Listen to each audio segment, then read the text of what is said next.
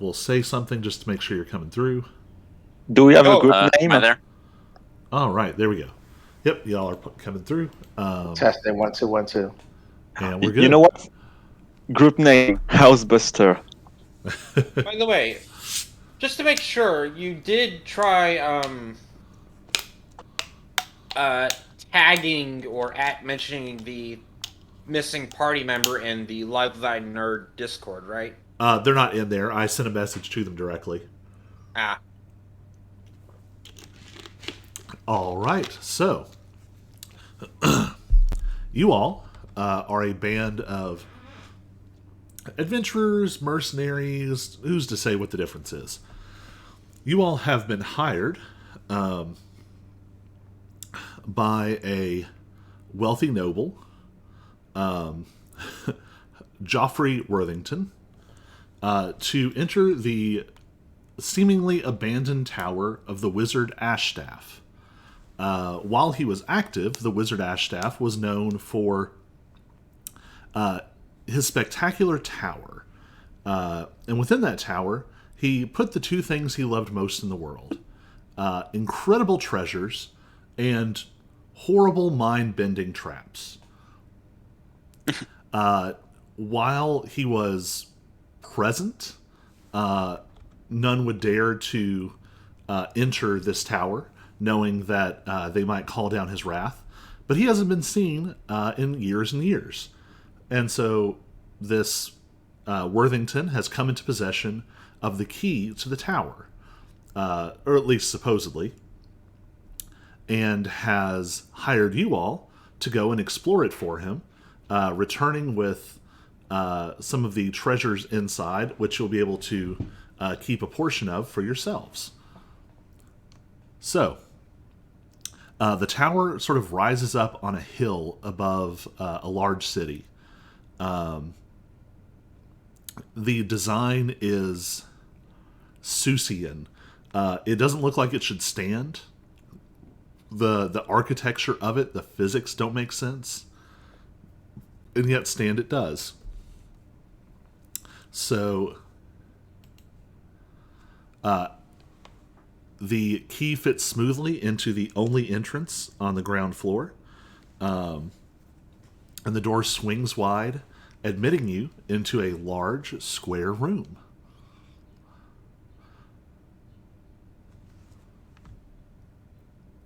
What do you all want to do? What was the name of the wizard? Or by the way, I The forgot. wizard Ashstaff. Mr. Hashtag, I am Azuya Whitesmith from the EZAT League. I am here to remind you that the EZAT League has been trying to reach you about security and norms about your towers. Since you are so reluctant to open, we have decided to come directly to you and inspect. I hope you will be cooperative in the inspections of your building. We have to control the norms, the security, and most importantly, what you put in there. Your words ring out, and there's no response. It truly seems to be abandoned in here. Well, I'm just going to put out a clipboard and just dot something on it. So you all were able to. No one answered the door. Nothing happened when you knocked at it. No matter what you sort of yell or say, you elicit no response.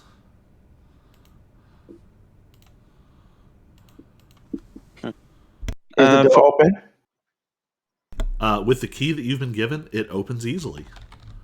From the outside, how tall is that tower? Like how many floors? From the outside, it looks. It's a little hard to say because of sort of the winding design. It could be as many as 10 to 15. But you also know that Wizards' towers tend to have a casual relationship with normal space. So it could be less or it could be more. partially depending on how fast you solve puzzles. No, I I think- asked. Kind of think like Mysterious Tower from Kingdom Hearts if you ever played it.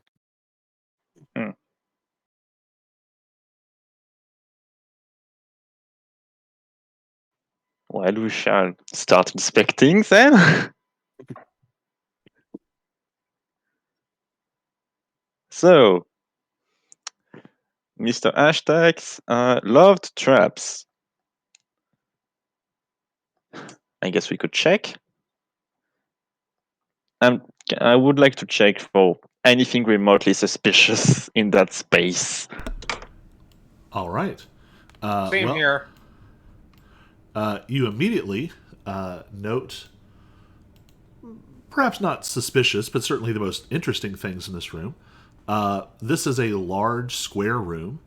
There are lights lining the walls. On the opposite end, you see only one door. The door has two pedestals to either side, and then what appears to be two windows to either side, but they don't seem to be looking out. But you're going to have to get closer to see exactly what they are.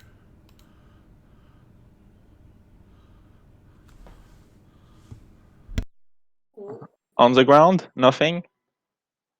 The floor is immaculately clean.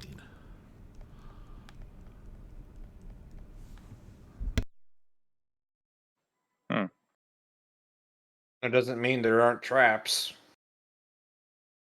Oh, I certainly believe there is.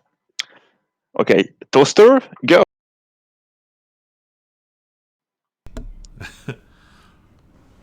Your steel defender is able to move across the space with no difficulties. Hey.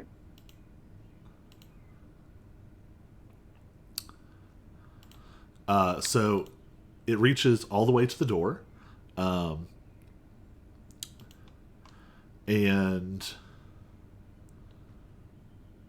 you know, I've even run for an artificer before, and I'm not actually sure exactly how they communicate with their steel defender. I can just command him to do what I want. Let's see. But it is not...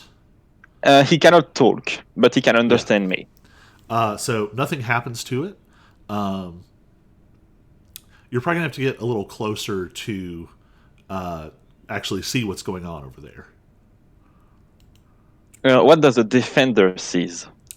Well, the defender has no way to tell you what it sees. No, but I would like to know what he sees. My character would not know, but that still defender would know what he sees in front of him.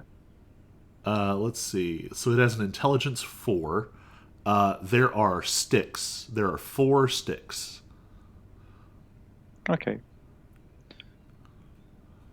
I did not like. The funny thing is that with Steel Defender, you can like basically tell them like a section, like Morse code if you want. Just tap on the ground with his foot, and to basically say Morse code, but that would be just metagame. So I'll say it's got an intelligence of 4. I wouldn't trust its Morse code.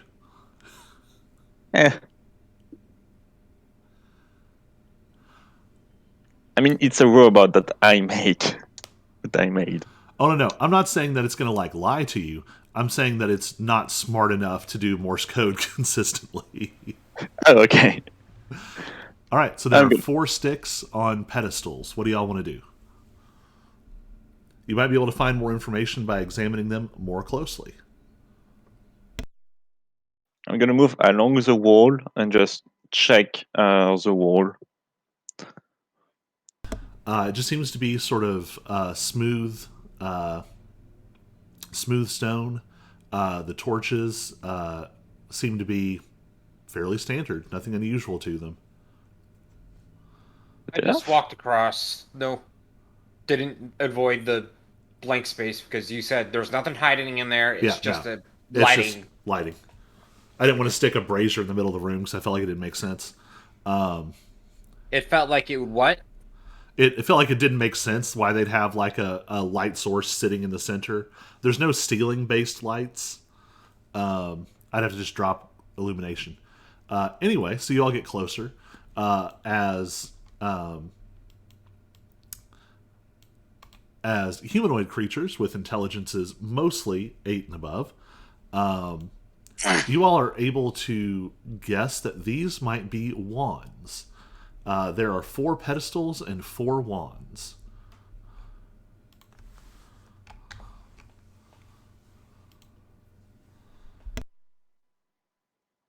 I would like to see. I would like. Maybe I could cast Identify as a ritual. Maybe. Do they look magical or unusual in any way? They're wands. So, A wand could be non-magical just as a focus, but some wands are magical.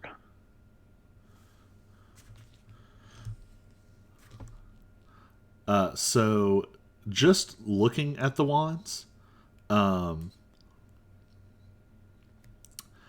don't even have to use detect magic on them. Oh, I could also cast Identify. Or identify. They seem to be clearly marked in sort of basic wizarding practice.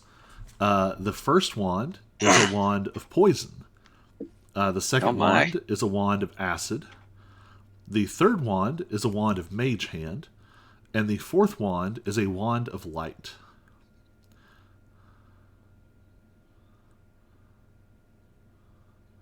I will relay that information. I'm assuming the door is closed and locked. Yes, you find that the door is sturdily locked. There is a keyhole. Would this keyhole be big enough to fit one of the wands? It doesn't seem like it's the right shape. Okay. So, learn y'all's names. Aziria, as you get closer to these alcoves, you can see that there appears to be. Oh, I need to drop little lights in there. That's why those aren't. Yeah, I can't see anything. There we go. Thank you. I'll randomly drop one in the middle. There we go.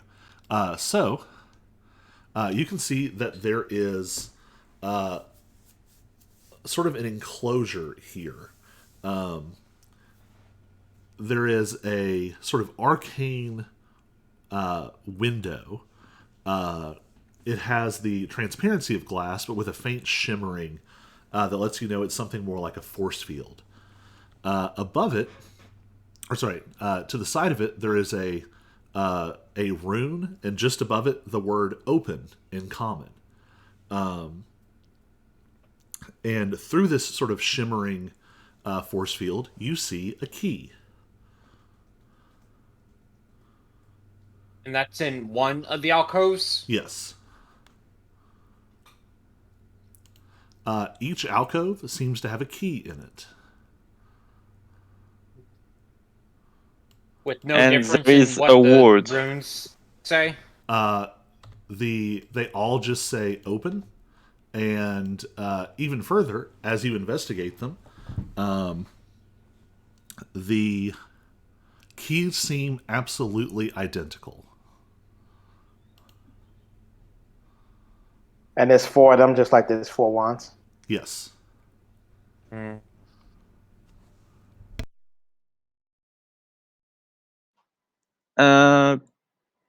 I'm gonna take and I would like to cast Identify on a wand. I'm just gonna pick the wand of light, and I'm going to ritual cast Identify on it. It tells you the same thing. It's a wand that can produce a small amount of magical light. No charges or effects. It seems that it can indefinitely cast this sort of low-level light cantrip. As an additional detail, you get the impression it's powered by the room itself. If it was to leave the room, it would probably cease to function. Okay. So the wands are powered by that room. I would like to inspect the door.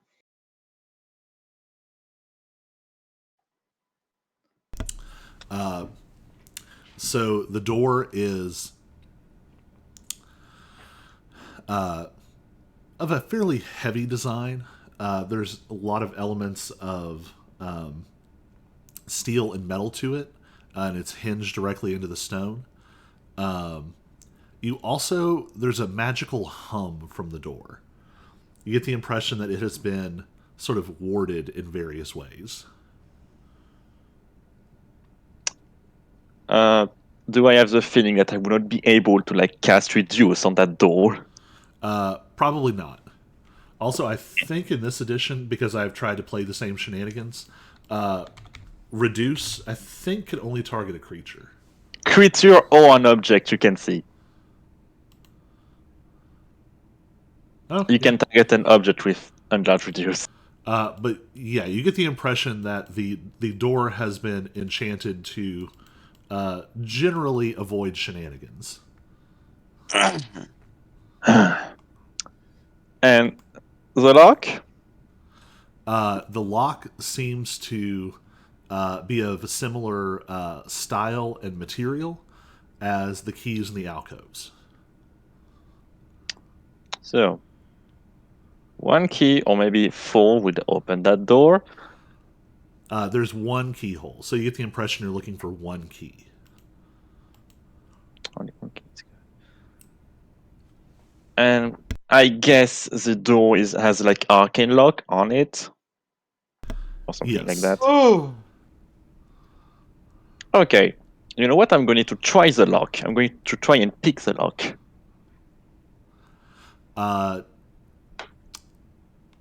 You can go ahead and give it a roll, but I'll tell you that no matter how you approach it, sort of what tools you use, what approach you use, the interior of the lock, you get the impression this might not even be like a physical lock. This might just be magically paired to one of the keys. Oh, I'm very aware that if you don't try, you don't know.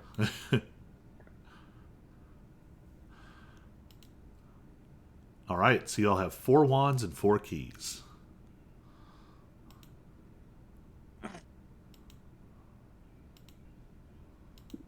Endymion, you are an artificer? Yeah. Can you help me with that? Just help me with picking that lock. And I'm going to pull out my thieves tools. What did you just say? Your voice connection kind of broke up there for a sec. Can you help me picking that lock? Just giving me the help action because I believe I would be the most capable of picking that lock. Yeah. Okay, good.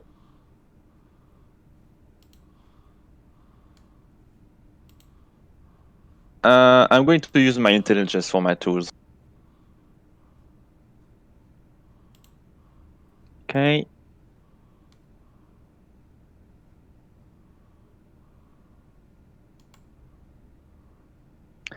You ready? Me? Yeah, I'm trying. I'm going to pick that lock. Okay. 27. Even with a 27, your physical tools find no purchase. This lock has no Ooh. tumblers, no mechanisms. It honestly just seems like an empty space in which something can be inserted. I should have expected. Okay. I'm going to grab the wand of acid, and I'm going to move to that first alcove and see if there is a reaction in any way. All right. So, what do you want to do with the wand? I'm just going to take the wand and bring it closer to the window, see if there is like any reaction from the wand or the window. Nothing immediately happens. Okay. Next window. Nope. I'm going to just try all the window. I will say based on the notations you found on the wand, it seems like the wands are not a passive effect. They have to be activated. There is a catch somewhere. So there is a key in each of these alcoves behind this screen, and you have these 4 wands. What's everybody else doing?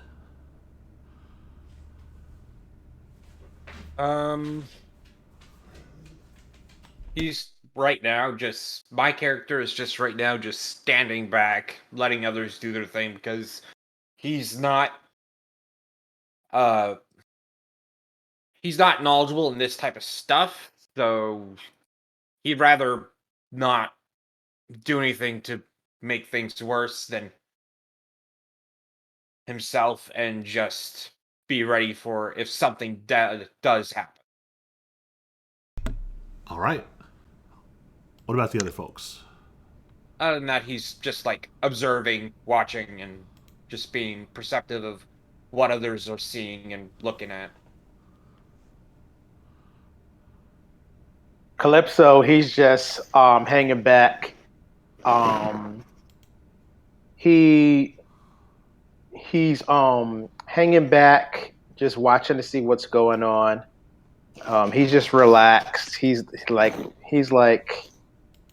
if you imagine like just a relaxed Caribbean guy sitting on the beach, just chilling. That's pretty much what Calypso's doing right now. Like he doesn't have a care in the world. All right.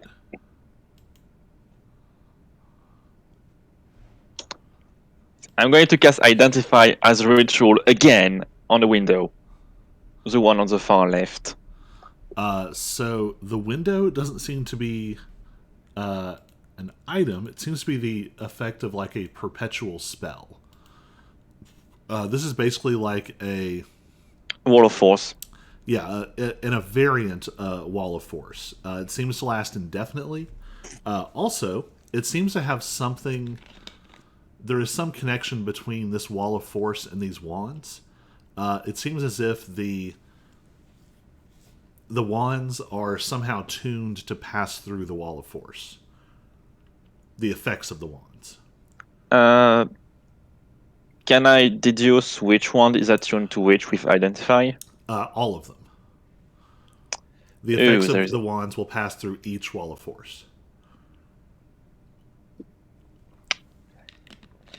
And a reminder that beside each alcove there is a rune, and above it, in common, the word open. Great. I'm going to ask my Steel Defender to grab one wand in his mouth and just poke at the fourth window. It seems like the wand doesn't physically pass through. It has to be the magic has to be activated to pass through. Oh, well, he could do. He could activate the magic item.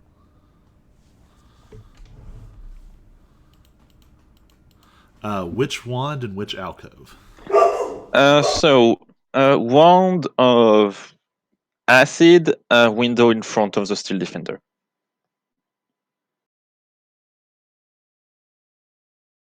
A little glob of acid spits out of the end of the wand, and it drips across. It passes straight through the wall of force, and it drips down over the key inside, but nothing happens.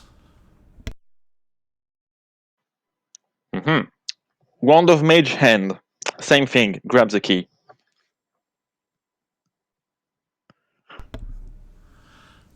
The wand of Mage Hand is able to lift up the key.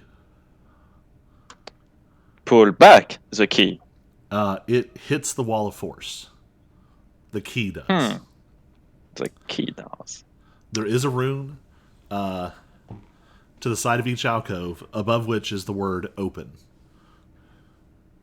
I'm going to stand next to the alcove. I'm going to just say open on the same time as the steel defender is like pulling the key with the mage hand. All right. I will add please. So, with the mage hand sort of wrapped around the key, you drop the wall of force and start to draw it out. The key hisses. Tiny metallic legs sprout from all over it. And My gosh. a little mouth opens with a full of metallic teeth and a sort of lashing purple tongue, and it attacks the steel defender. Does Miss. not hit, but after it attacks, it seems to just shake off the mage hand, and it jumps back in the alcove, and there is a flickering, and something in the alcoves has changed.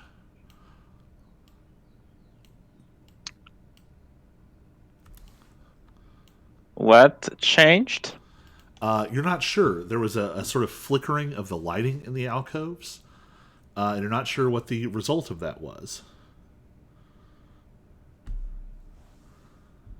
Next wand. All right. So I've tried acid, mage hand. Let's try light. All right. So the wand shines a very small, sort of bright light over the key. The key is illuminated, and it casts a shadow. I'm going to try the wand of light in every alcove. See if there is a difference. All right. Which one are you going to next? The one to my left. All right. It is also illuminated and casts a shadow. Okay, so shadow, shadow.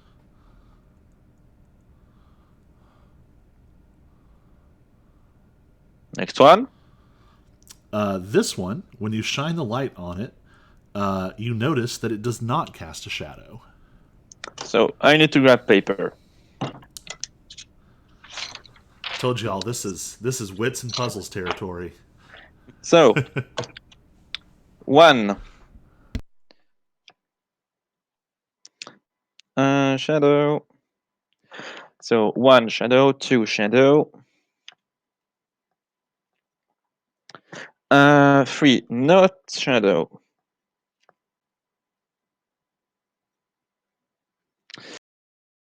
And the last one? The last one does cast a shadow. Okay. I'm going to redo the same thing from left to right with the wand of acid and just splash all of the key.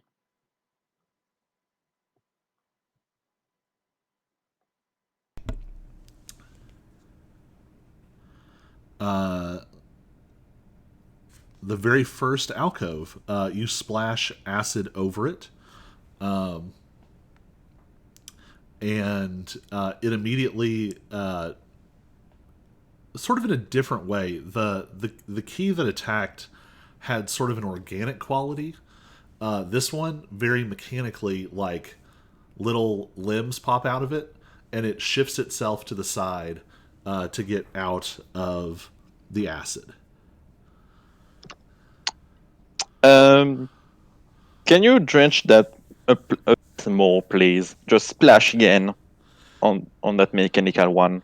Hijinks ensue as this little key construct runs up, down, and around this alcove, avoiding your little bursts of acid. More. It seems to be very good at avoiding the acid. So acid. Acid, choke.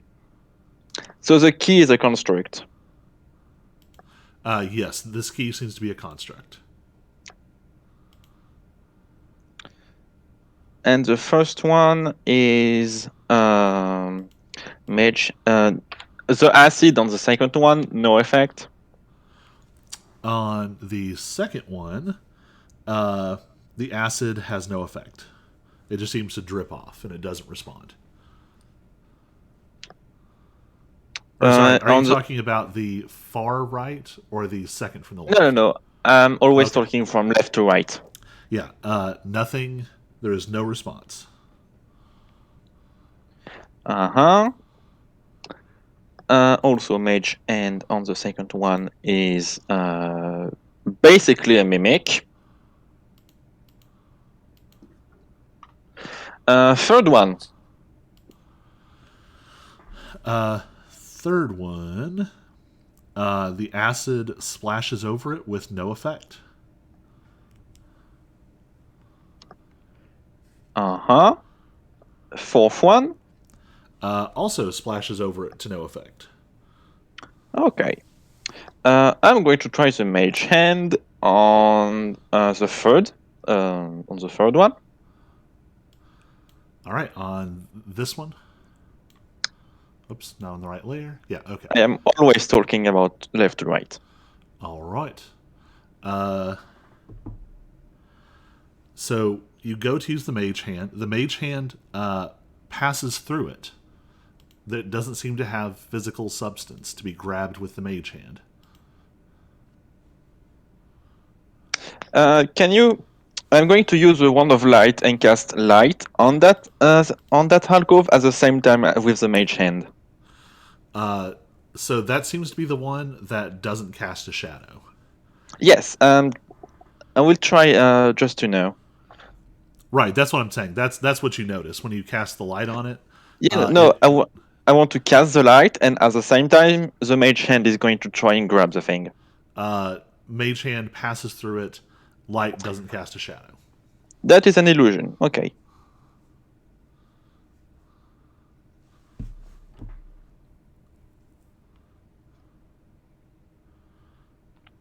Okay.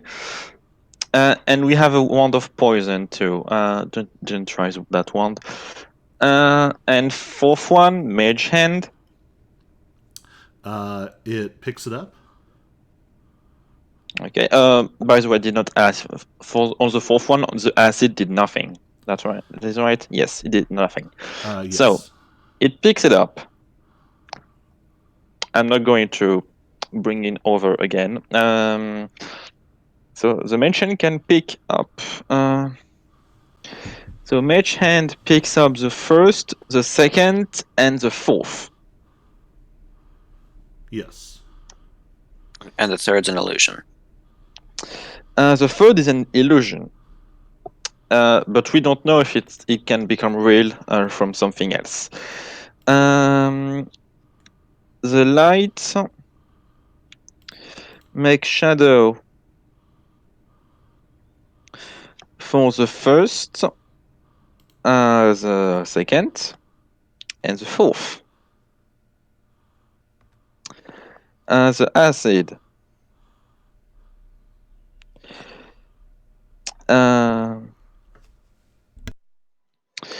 the first one reacts, not the second one. The acid on the third does nothing. I guess it passed through.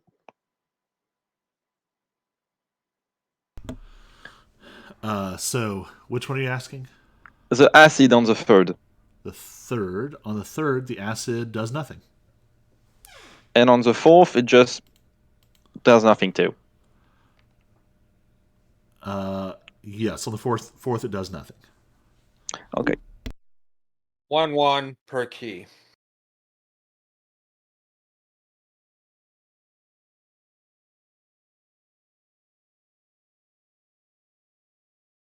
Okay, let's try the wand of poison then.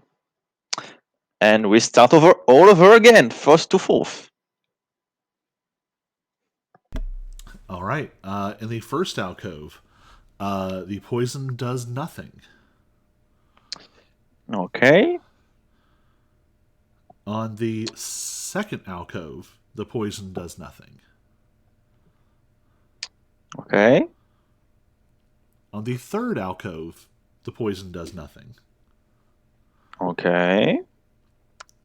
On the fourth alcove, the key once again sprouts dozens of tiny little organic legs, opens its mouth Ew. and screams, and starts to skitter and sort of smash itself up against the wall of force.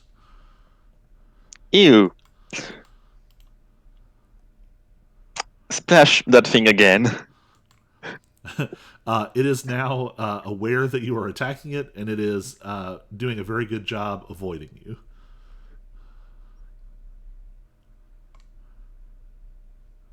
Okay. And the fourth one is a weird spider.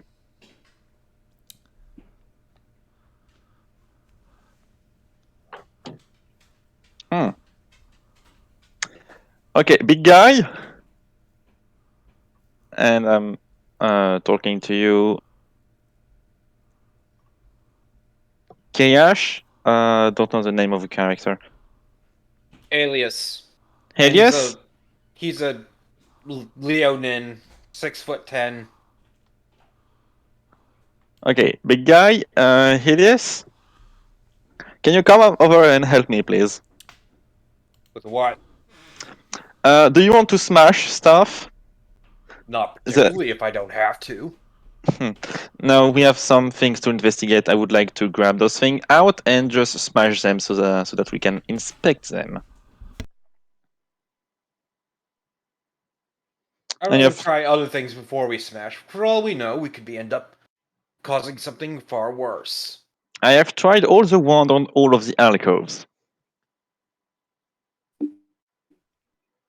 There is nothing else to try. Or if you want, we can spend like 2 hours again and try every possible combinations of wand in every possible combination of alcoves. Or it might not need to be the wands. Yes. This is a wizard's tower, and I may not know much about magic, but I do know one thing. Usually when Wizards it are comes to weird. wizards and magic, smashing stuff is usually not the right answer. Oh no, you don't smash stuff. You smash the little thing, the little beast creature inside that is passing off as a key. If I remember correctly, there are barriers that prevent the keys from coming out. Yes. Yes. There's a wall of And force on can each we one. Sorry. Go ahead. Can we reach in or no? We can. Okay. So you can use Mage Hand. You can use any of the wands to influence it within. And we can say open, please, Yes, you to can- the wall of force. Yes. I'm not saying open, please, by the way. So, we can. I ought to not use the word. Because if I use the word, they're probably just going to jump out of the windows. We can indeed reach inside, but we can also pull out the things. So, let's try. All right. So what are you trying, and on which alcove? So, this alcove, Helios, Mm-hmm. can you come over, please? So, the objective is to ideally knock the creature unconscious, if possible. My Steel Defender will use the wand to grab the thing, pull it out.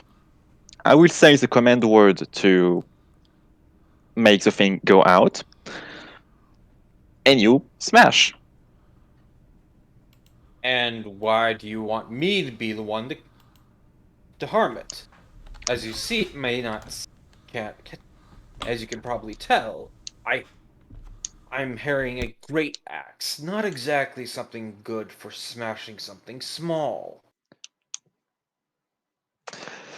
Let's see. We have a bard, which is not, I don't think, great at trying to grab and hit stuff.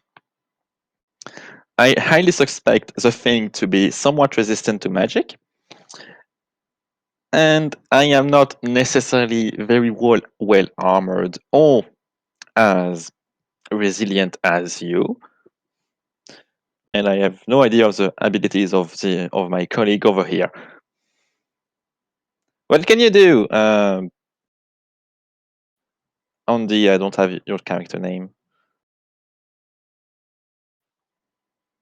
Preston? Me?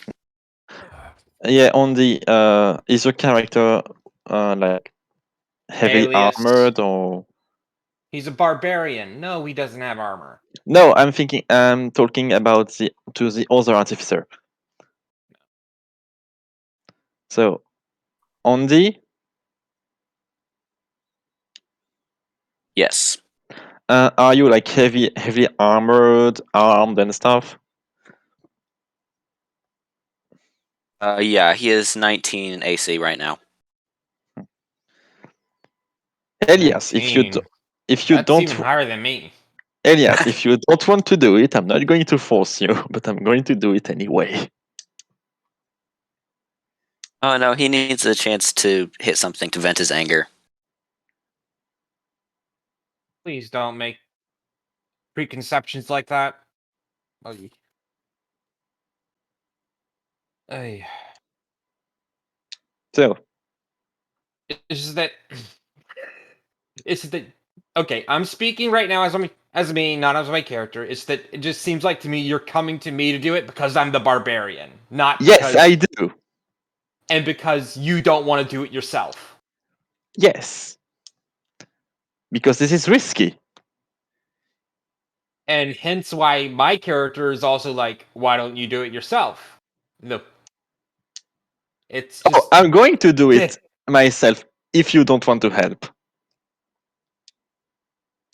right, but right now it just seems to me you're only going to be standing back opening the door and that's it. Outside of your golem doing the thing.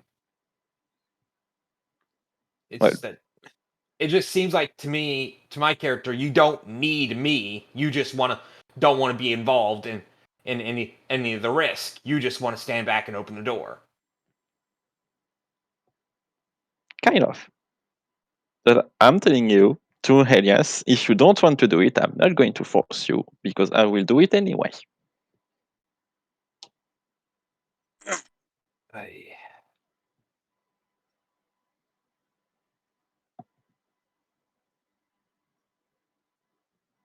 Okay, I'm going to do it anyway.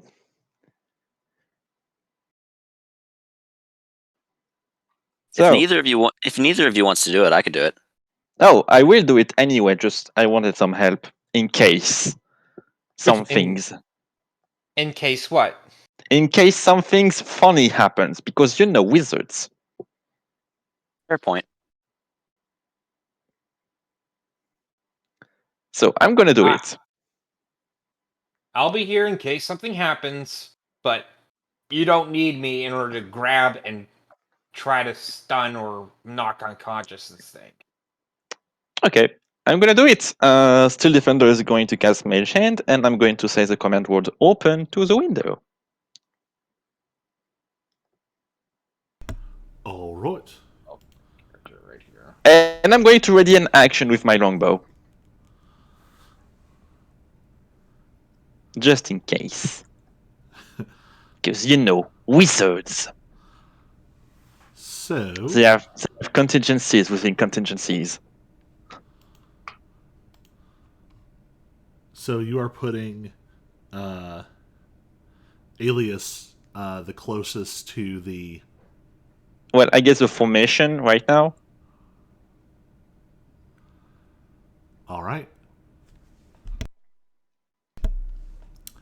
So you're hitting the rune to open the door, and you're trying to pull it out. Correct. Yep, with the mage hand, and I have a longbow ready. All right. So you grab it with the mage hand. You press open. Yep.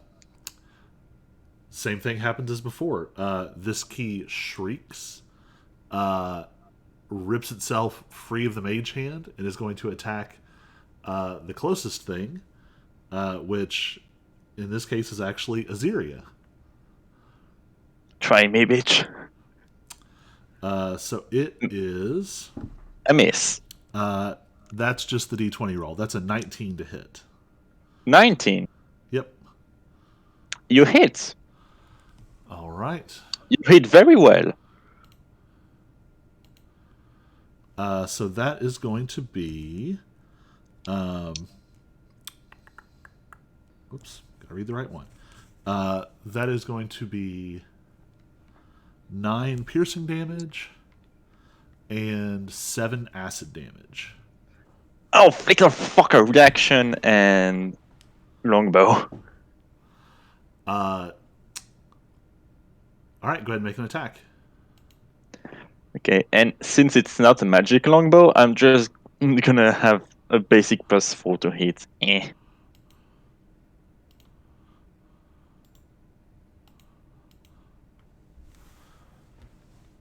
That is 20 to hit.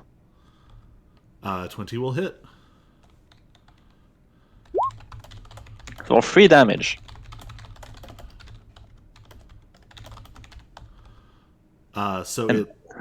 Your arrow sort of scratches across, leaving a groove in the surface of this creature. And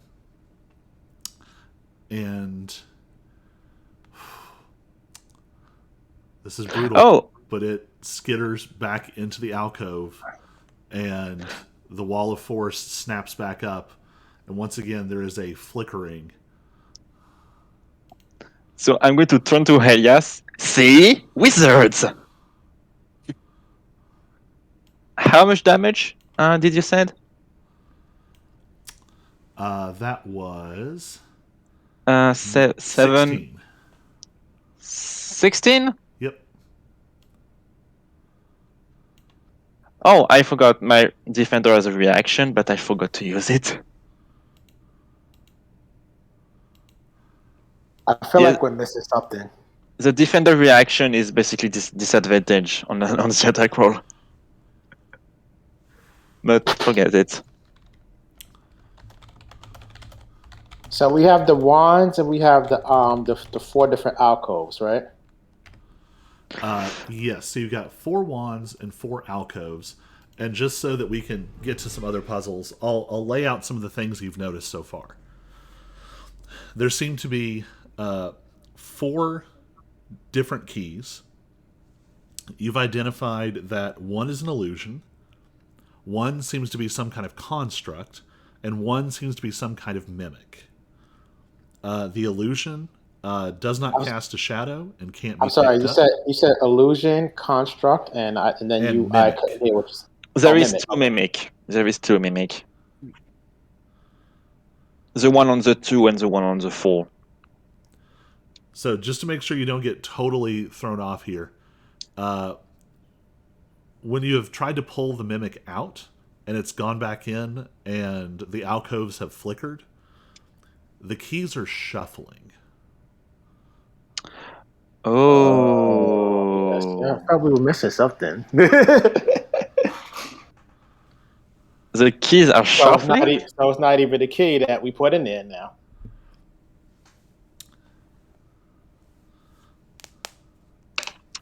So if the keys are shuffling.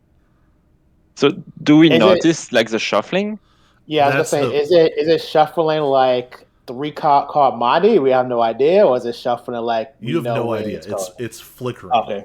But I will say it has only reset when you have tried to pull one out.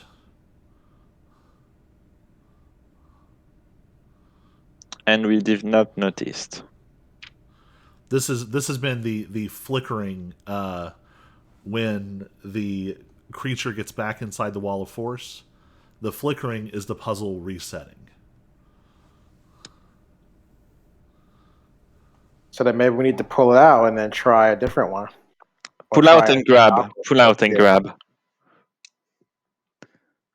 Well, second strategy. We pull out the key and we grab it. And we close. Or do you feel confident in grabbing something that small and that angry, Elias?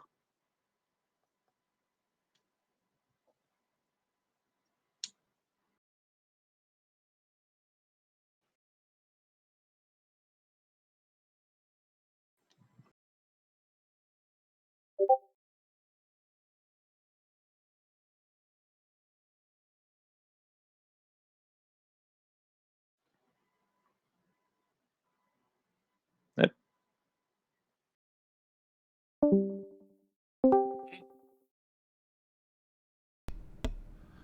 Did we lose somebody?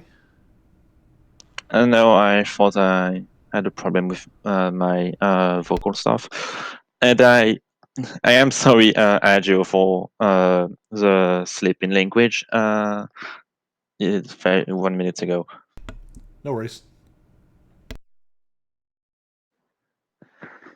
Well, let's start again. Wand of Light on the 4th. The fourth one casts a shadow. Poison. It does not respond to the poison. Acid. The metallic legs come out and it starts to click around the space, just trying to avoid the acid. Okay.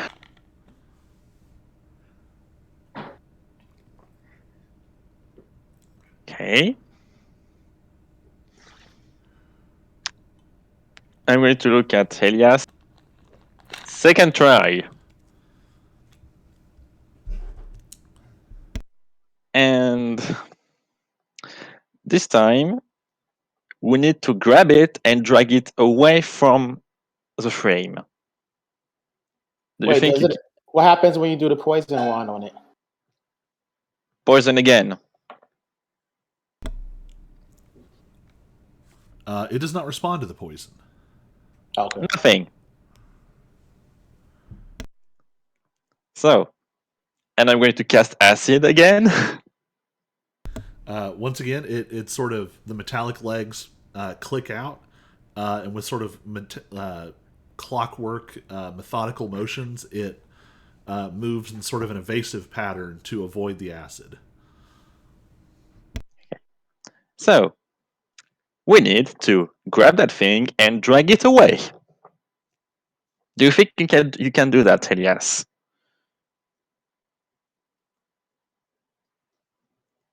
Might as well give it a shot. Okay, I'm going to cast guidance on you.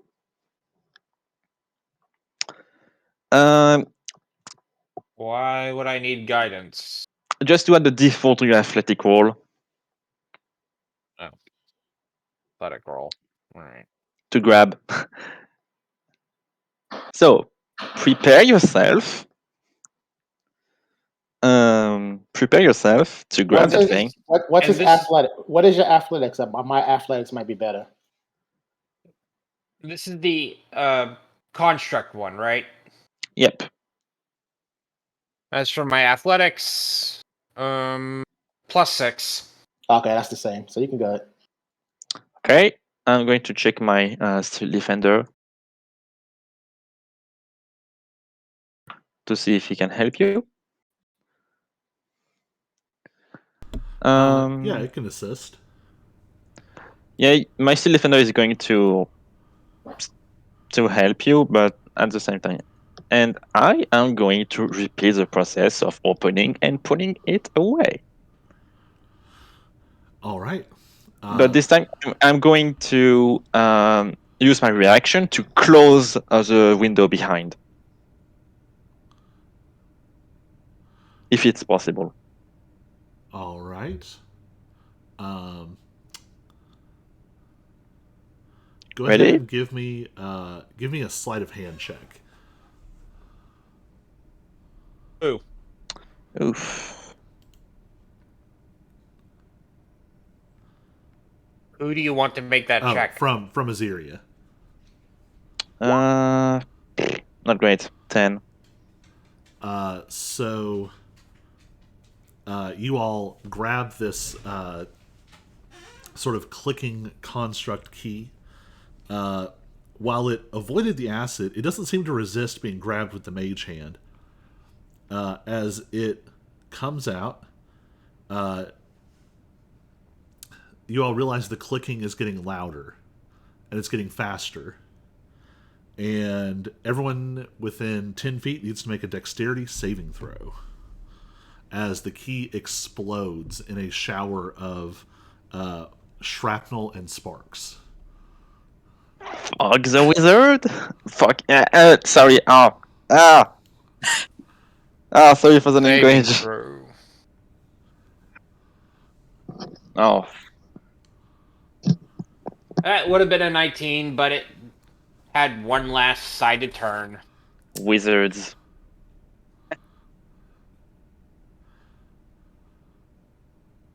Do you have some cover or not? No, we don't, I suppose. 7. And one for the steel defender. Oh, yeah. Let me see.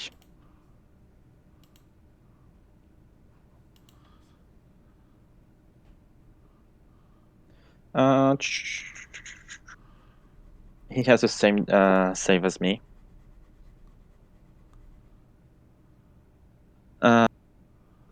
Plus my proficiency.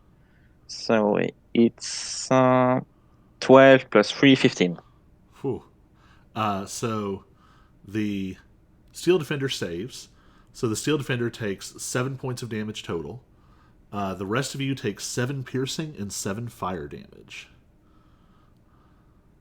So glad I wasn't right there. Okay, who takes what? Everyone takes 7 piercing. Not everyone. Everyone by that alcove takes 7 piercing and 7 fire, except for the construct who only, or the steel defender, which only takes 7.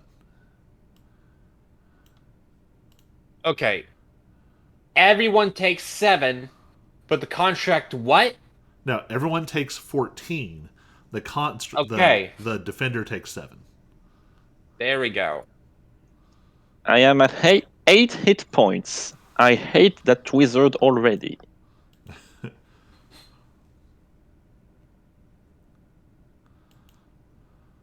And so the key is removed from the Yes, alcove. it is. It is removed from existence. So you see a very bloody Azea, just opening a flask of booze and just drinking it. So Calypso's like, you don't look so good there, buddy. You need a little bit of healing? I would like to. Currently, I am the one who is trying anything to pass that damn fucking door. Remember, we're on stream PG-13. So it just Yeah, so it just keeps slipping out. So Calypso's gonna cast Cure Wounds at 2nd level on him. All right, go ahead and roll the healing.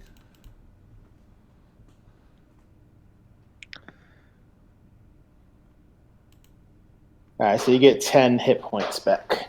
Thank you.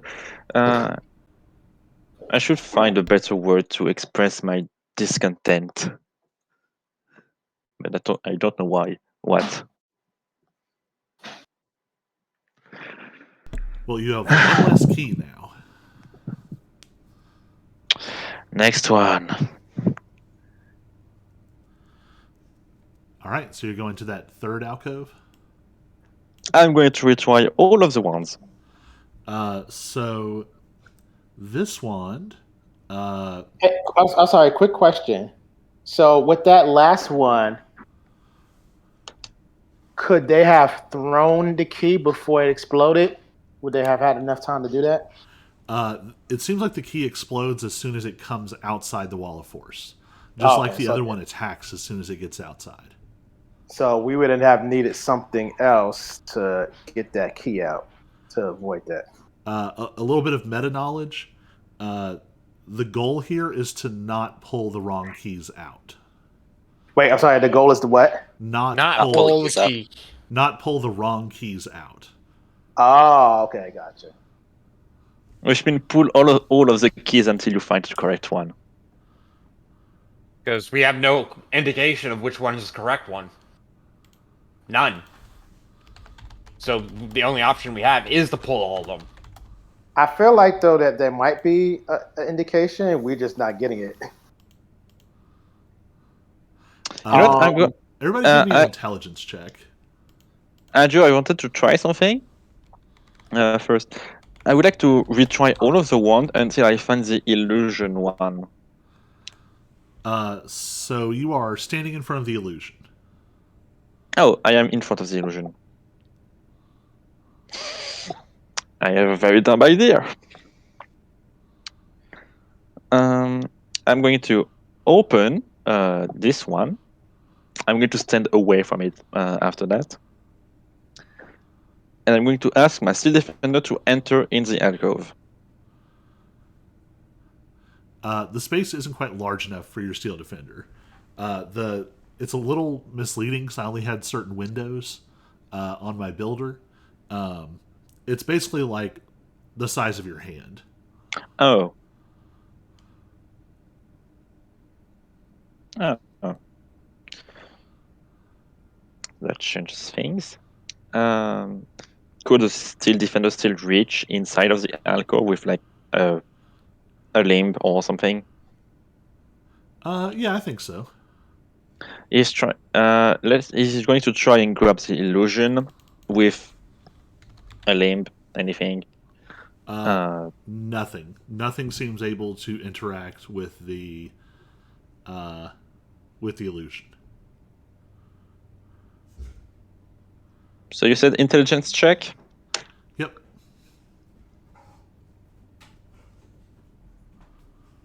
Okay.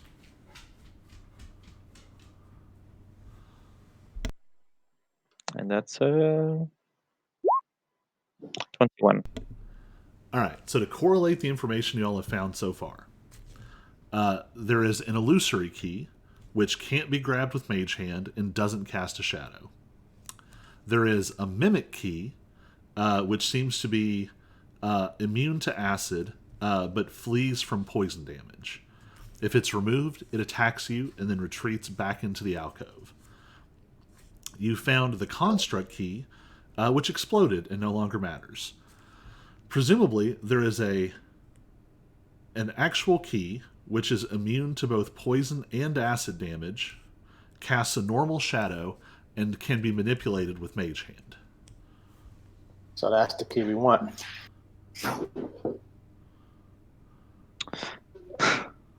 No, what's up? There must be a catch somewhere. Okay. Because, wizards. I'm going to try all of the wand again. Yeah, as long as it doesn't charge my card. All right. So which alcove are you starting at? This one, I'm going to try all of the wands again. All right. So which one are you starting with? This one. Oh, which wand? Oh, I'm just going to try wand of acid, wand of poison. This one seems to be immune to the acid.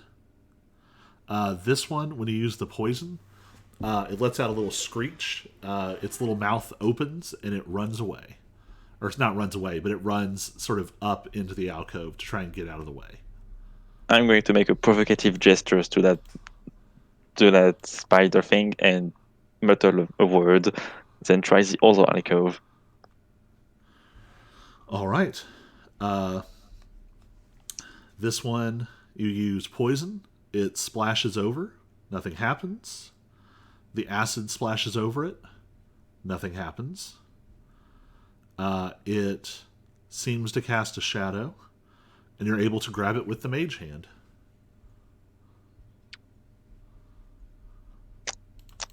I'm going to stand away. Okay, pull!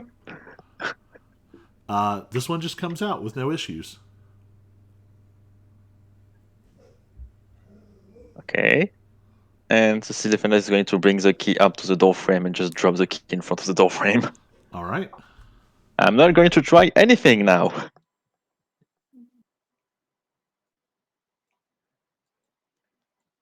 I think I've done enough. Don't want to lose my hand to a mystery booby trap in the lock. Because that wasn't the good key. All right. So who's going to try the key? Calypso will try the key. All right. The key fits smoothly. Something in the door hums. You hear like jaunty little music. And the door swings open. I'm just going to bring my notepad again, my clipboard and notepad. Just going to dot again a lot of little squares in it, and write some nasty commentaries. All right. This place is not to the norms. Let's go play with this. So the door opens into a fairly short hallway, but there's something strange. At the end of this hallway, there is an open like archway. To either side, there are two sort of indentations into the wall. And in one, there is a red glowing sphere, and in the other, there is a blue glowing sphere. Just beyond that sort of... this should be... here. Just beyond that, you can see what seems to be a large open space, and then a continuation of this hallway on the other side.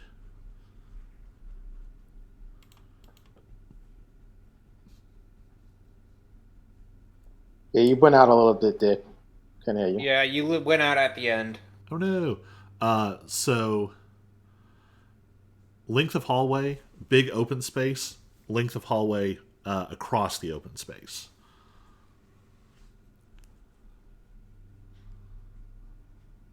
And when I say big open space, I mean literally it like... I'll explain more when you all get up to it. Just to keep us moving along, I'll let you know there are no traps You per cut se. out again. What is happening? Test, test. Hello, hello. Can you hear me? Yeah, we can hear you now. That's We can hear you. really weird. I'm going Or to move my now. microphone closer and see if that's the issue. So I'll just let you know, for the sake of clarity and keeping us moving forward, there are no traps in this area. There is just the puzzle to be solved. Whoops. All right. I'm just going to cast Mending on my Steel Defender until he's full HP. All right. So there is a red sphere and a blue sphere placed in sconces on the wall. There's also some kind of like console with a readout next to it. And then there's a large open space.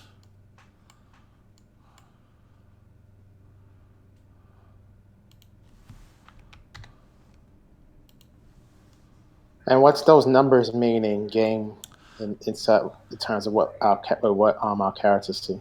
So if you look closely, the red sphere has the number 1 on it. The blue sphere has the number 3 on it. And there is a readout that reads -2. Mm. And now that you're standing closer, I'll let you know, the space ahead of you, I've tilted it this way for the sake of visibility. This space is actually vertical. This is a massive cylindrical space that goes up. Let's see, that goes up 100 feet and down 100 feet. Or a large cylindrical shaft. Yes. And I think I made it, yeah, up 100 and down 100. All right.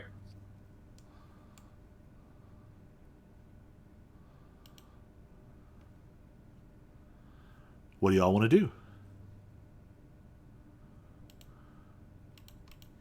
I'm, How far across is it from here to the other side?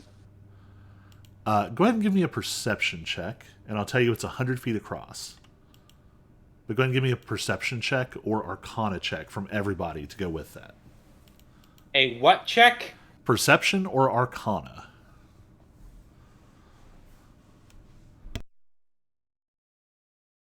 Yeah, Oh, that's sad right. 8 for the perception. 22. 19. And I had will add a D4 for guidance. And then 18 for the arcana check. 22. All right. So, you all notice a couple of things. So, in this sort of huge vertical space, there is a faintly visible distortion in the air that seems to extend across the width of the space between where you're at and the opposite side. Several of you rolled well on Arcana. You get the impression that this space has been... something is warping space here and is likely interfering with different kinds of magic. You also notice there are red and blue glows coming from above and below. And there is also a swirling sort of purple mass, sort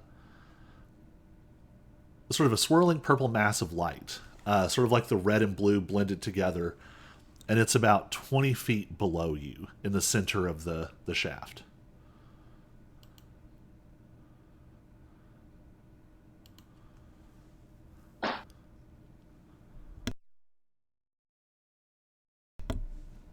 I would like to throw a ball bearing inside that shaft. All right. That's a good call. The ball bearing falls about 20 feet and stops, just sort of hanging in the air. In fact, there was an audible like click as it hits something and sort of rolls, but does not fall any farther than that. Hmm. Uh, okay. And the console's like +1, -3. Yep, and there's a readout that has -2, and I'll even say it has -2 in purple. You just got. It has -2 in purple.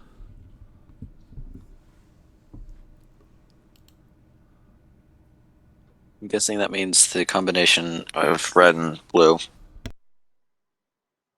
Yep. And I'm gonna assume we want to get it to 0. Or -2.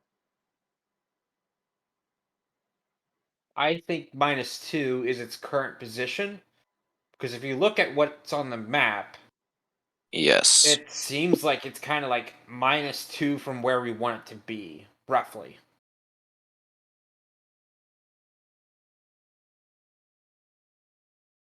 How many orbs is there? 1, 2, 3. There's 3 three. reds and 3 There's blue. there's 3 blue and 4 reds. Where's the fourth one? 1, 2, Huh? 3, and 4. So there's 4 red and 3 blue. So that's 3 purple. And so, just to remind you of the mechanics, there is one indentation to either side of the door, and it actually seems when you look closely at it, there is a red indentation and a blue indentation, in which the red one and the blue 3 are currently sitting.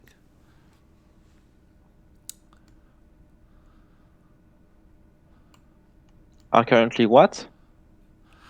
So the spheres on either side of the door, those are sitting in indentations that seem to be what's actively working in this space.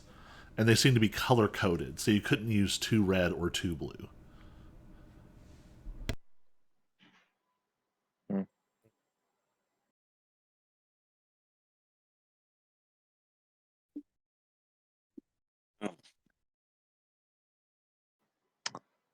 Is it possible to remove the orbs from the indentations? Yes. Which one do you want to remove? The -3. When you remove the -3, the purple number changes to 1.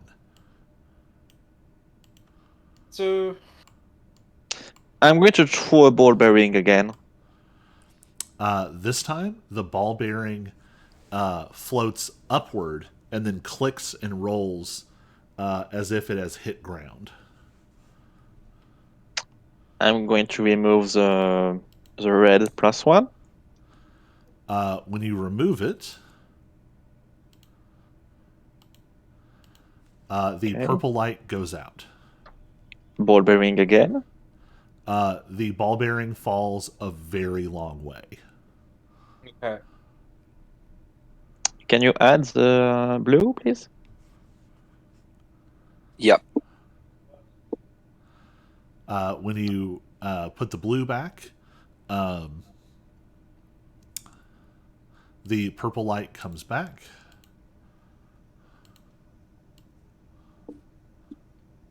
Ball bearing. It drops down again, slightly further than before.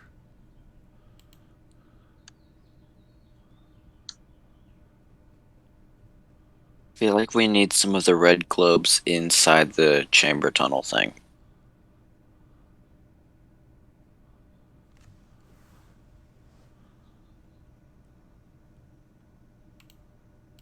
They might have different positive values than the one here. How can we reach them, though? Do you still have... Does anybody have the ability to cast Mage Hand? I do. And just flicker, like snap my fingers, and just a mage hand just pops. Might as well try. I'm going to mage hand the one that is like there.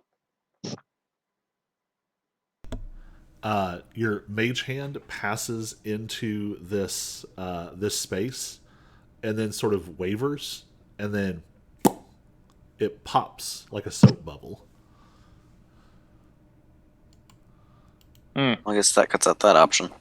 Okay, I'm going to grab my bucket and my rope. All right. And my 10-foot pole. I knew this would come in handy. So, first of all, I'm going to just place a bit of rope inside the space to see if it does anything weird.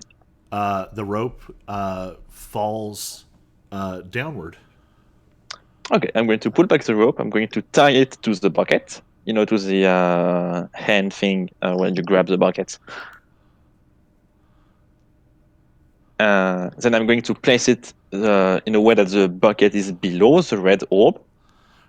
So the orbs are slightly exaggerated in size for visibility. These are spheres about the size of your fist, and they are like slightly embedded in the wall. Oh, you can't like push them out. They're in like a receptacle.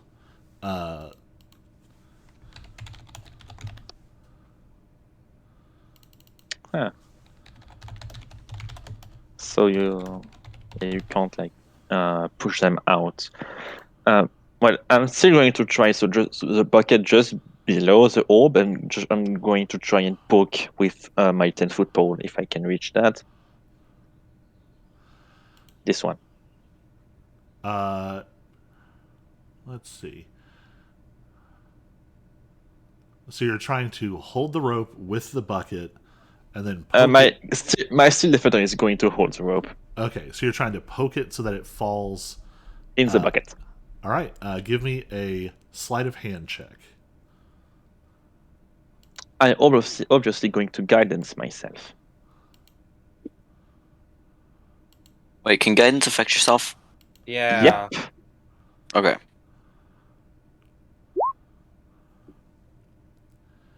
All right. So that's 15 plus 1. So 16. Yeah, you're able to pop that and it falls into the bucket. And my sea defender is going to pull back the bucket. And I'm going to pull back the rope and I'm going to grab the bucket. All right, you pull it up and you see that it has a 6 on it. Good enough.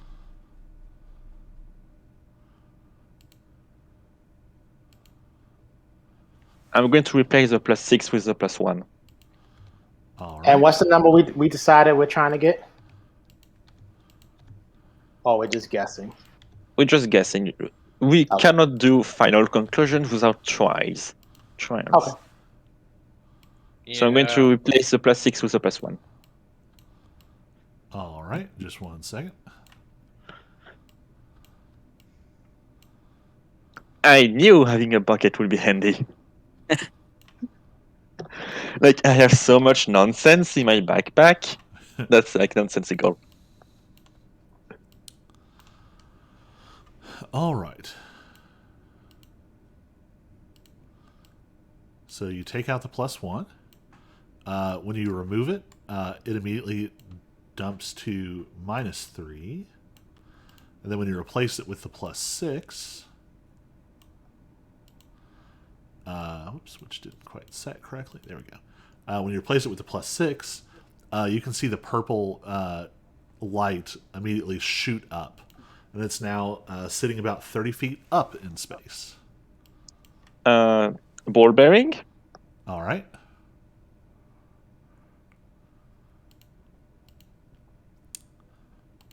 I don't know why I hid these like they're secret information. Although you might be able to see those, can't you? Oh. Can you all see a series of red numbers? Yeah. Okay. So, ball bearing again? It clatters upward. Oh, by the way, there must be like a ton of ball bearings already, so I guess it just fall and fall and fall. Yeah. You hear you've thrown what, 2?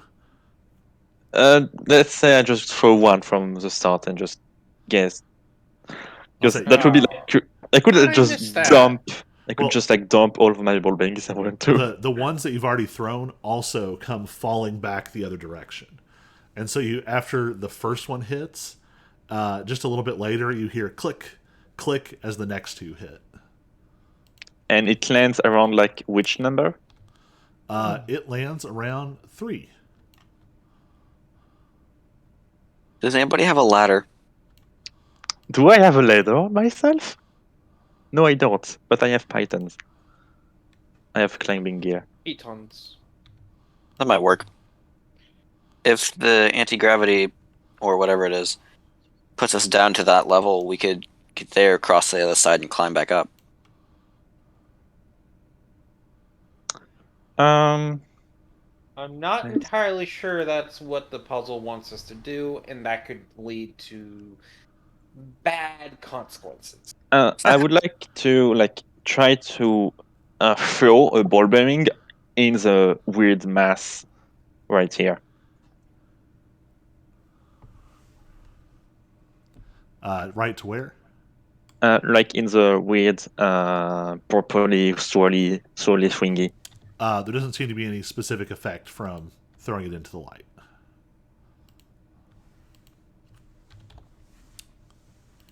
Right. Quick question, and this is unrelated, but it kind of is to something happening earlier. When the key exploded, I apparently missed this on my character sheet, but I have Dex against advantage on Dex saving throws against effects that you can see while not blinded, deafened, or incapacitated. Nice. All right. So if you roll, go ahead and roll it again, and if you get a 15, you get 7 health back. 7 health back instead of losing the 14. Nope.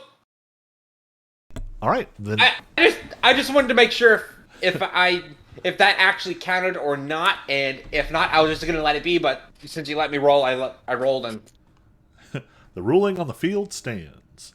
All right. Yep. So, what do y'all want to do?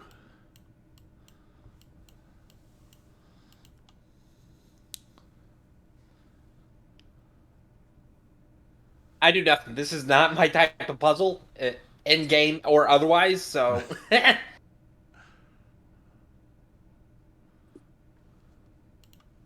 Math puzzles are fun though.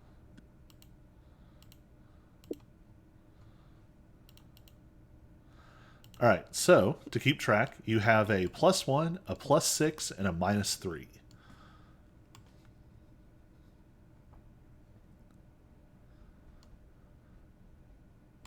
So I'm assuming that's another +6 up there.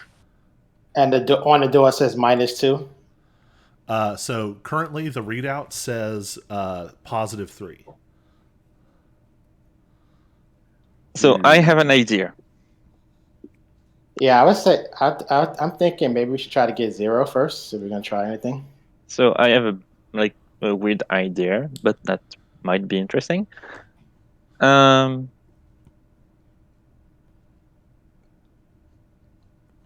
So can you? I would like to take the blue -3 away. All right. The readout spins up, and it now says +6.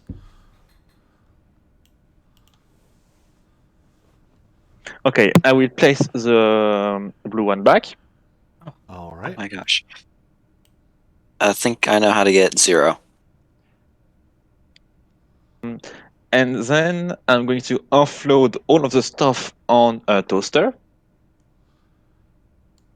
Like all of the stuff I have on him. All right. And he is going to jump. Or, well, I'm going to would someone help me try to drop him in with rope? You know, just like tie him up to a rope and just slowly descending him. Yeah, you all should be able to do Yep. that. No problem. So we'll try to descend Toaster to the level of the weird force field. And I guess if you only have the 6, it should be up to here. No, I said I placed back the blue. Okay. I moved one thing and not the other. So that just Toaster and not all of the stuff he has on him. Just like I've unpacked all of the stuff, which is like a big pile of about like 200 pounds of stuff. Like you see a ton of flask and oils flask, buckets, a 10-foot pole. Also bags of flour, a block on tackle, like a box of candle, like 10 bucks of chalk, a bunch of mining equipment, like a miner's pick, a shovel, some torches, and a bunch of rope. Yeah, that means we need to find Steve now. So let's drop gently a Toaster at the level of the force field. All right. Yeah, you're able to lower him Toaster. down. So they're now sitting about 30 feet below you. Or sorry, 30 feet above you. You also notice the orientation flips. The orientation.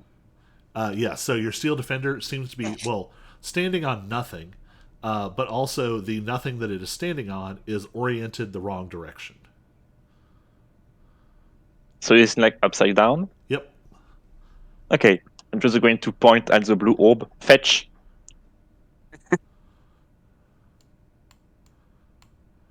And he cannot reach it. Nope. I think that means one of us is going to have to get it. Okay. He's going to come back. And I'm going to give him my 10-foot pole. Guess that'll work. Take that. And he's going to stand on his hind legs with the 10-foot pole in his mouth and poke at the blue orb. So it is more than 10 feet away. Oh, Remember, well, it's a small, it's a fist-sized sphere set into an indentation in the wall. So it's already 10 feet just across the two spaces, and then it's a little bit further than that to actually get to the sphere itself. and if he stands on his leg against the wall with the 10-foot pole in his mouth and spoke, not high enough. Now, Okay, well, let's bring him back. Or do we descend? Okay, who has Feather Fall? I knew I should have gotten that. I guess I'm going to do go in again. Okay, Wait, I'm sorry. You asked who has what? Feather Fall. Oh, let me. I think I'm. Let me. Do I have that? Nope, I don't have it. Well, I'm going to pull out my climbing equipment, my trusty pythons and rope. You know, that I always knew that bringing an extra set of rope would be useful. Can I do climbing stuff with pythons? yeah, you'll probably have to roll. It'll probably be an athletics check with advantage.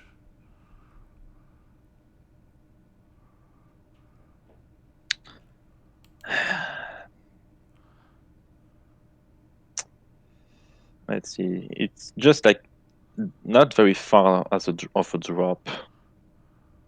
What kind of drop is it? Like just 20 feet? So from center to there is going to be 30 feet down.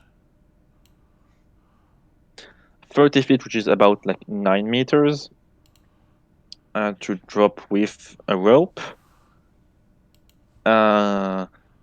If I not make knots and pythons, maybe it's going to be more useful to go down. So It's just to go ahead and help you all sort of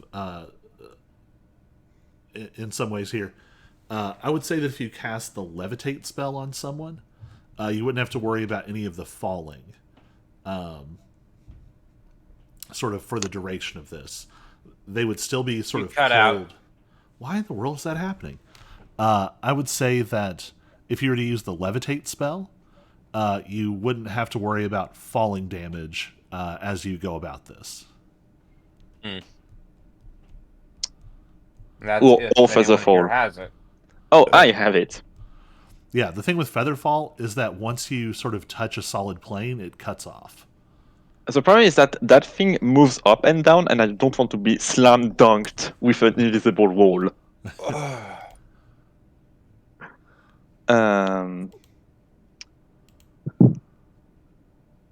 Or could I levitate all of the way up to the other entrance? Eh, It will probably not let you. So yeah, levitate only lets you move up and down. You've also yeah. you're not in a position yet to inspect the opposite side. It's not clear if you make it over there if you can actually proceed as things are. I don't. We probably have to drop onto 0. So it's at 3. So we need a minus 3, another minus 3 or plus 3. Oh, calculations, the bane of every D&D player. Okay, well, I think I could drop a rope and just slide down. That would be possible, right? Yeah. Just slide down with a rope. Okay, so I'm going to slide down with a rope tied in knots so that I can climb back up easily. Right.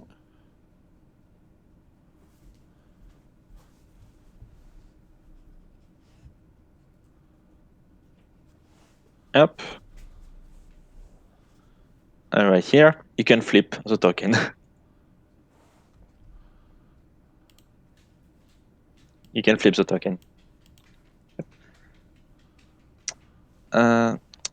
And I have like my 10-foot pole, my bucket. My 2 buckets, because I have 2 buckets. Just in case I need an extra bucket.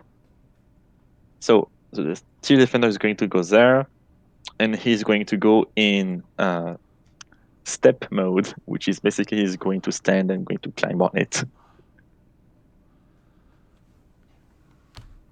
All right. And I'm gonna try to like bucket and poke. Give me a sleight of hand check.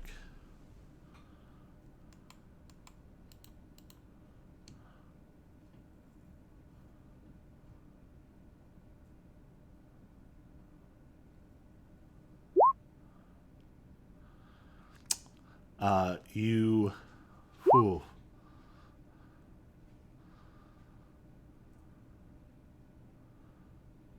Let's see. So with an 8, you're not able to sort of pry it out using the pole. But the good news is that guidance stopped you from dropping your pole.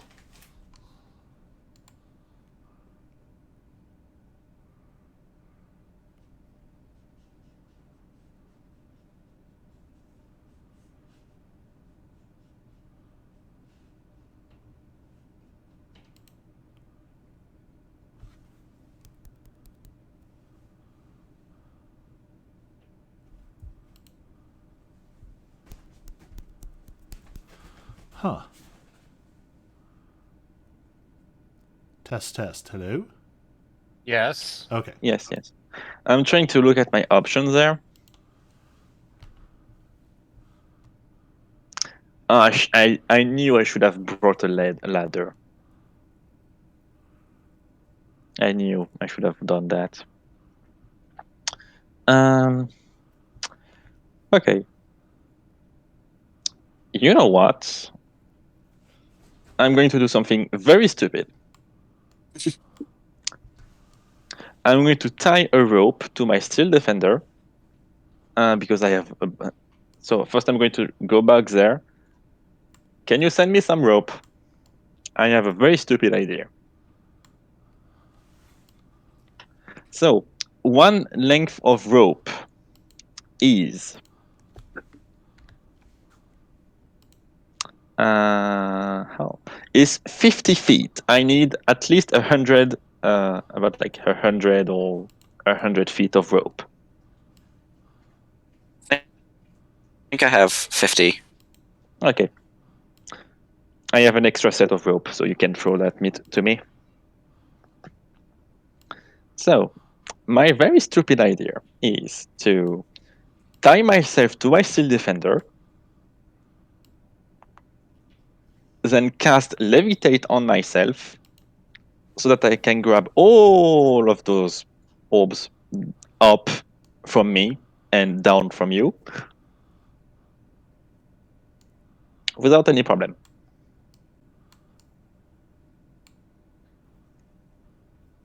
So, I like it. Go for it. okay, so I'm going to do that. I'm going to tie very well to my steel defender a rope, like around his bust or something.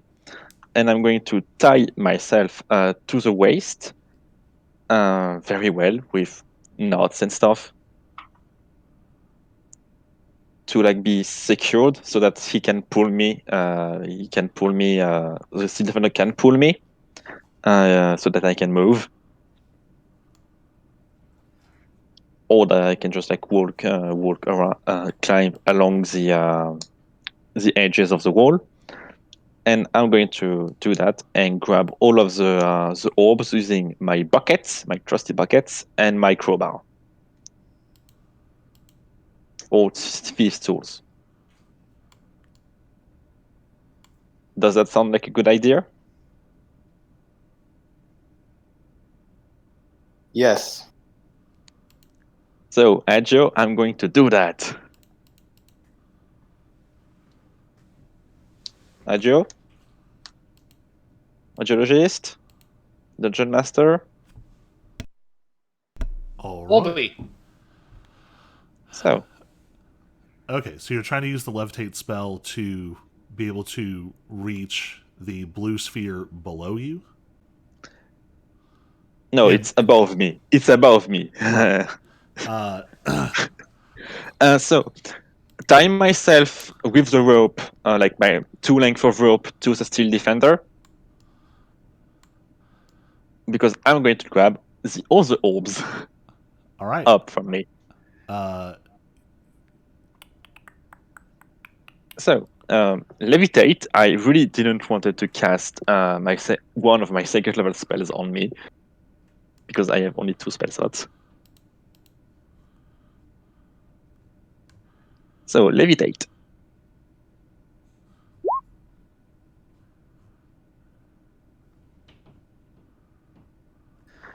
So with my thief tools in hand, I like improvise like a weird like anti-gravity stuff because artificer spellcasting. And tied to the rope to my steel defender, I'm going to float to the orb. And I'm going to pry the orb with my fist tools and my crowbar. give me an intelligence check.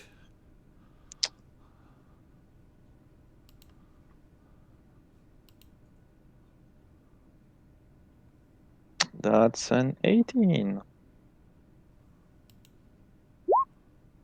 What? I have a 14 on my... Oh, it rolled 2 dice again. So once you get, so standing on top of your creature is no problem. When you get about 5 feet up, you start to feel a pressure.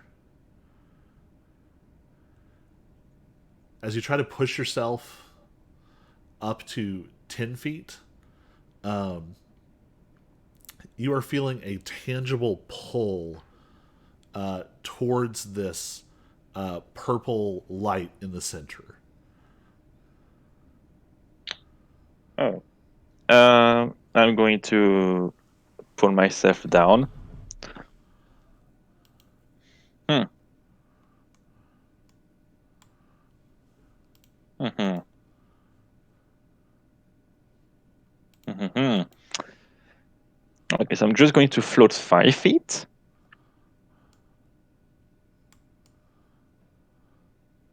And... okay, I hope I'm very well anchored.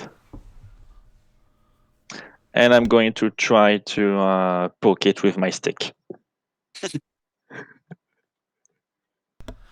All right. Give me another sleight of hand check. Well, am I in reach with my fist tools or my crowbar?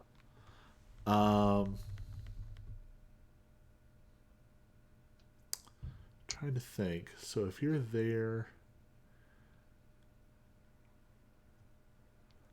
I think that you'd be like flailing them at the end of your arm. Hmm.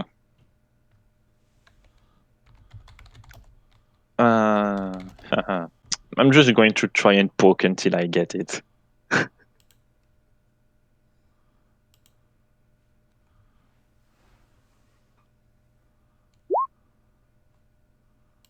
And a d4.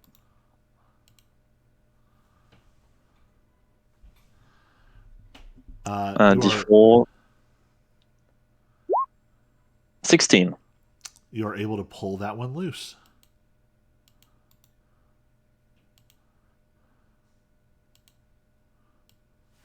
You can see that it has a 5 on it.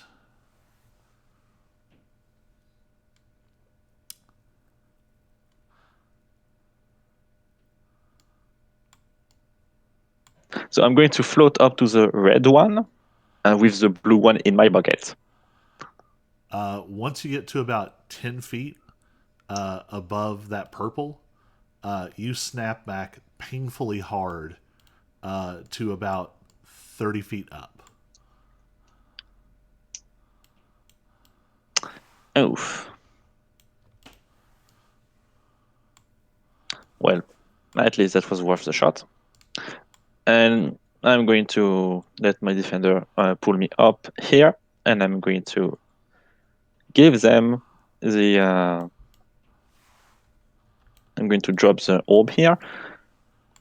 All right. So you all now have 4 orbs. You have a blue 3, a blue 5, a red 1, and a red 6. Okay. Now it's very important. Pull out the blue one.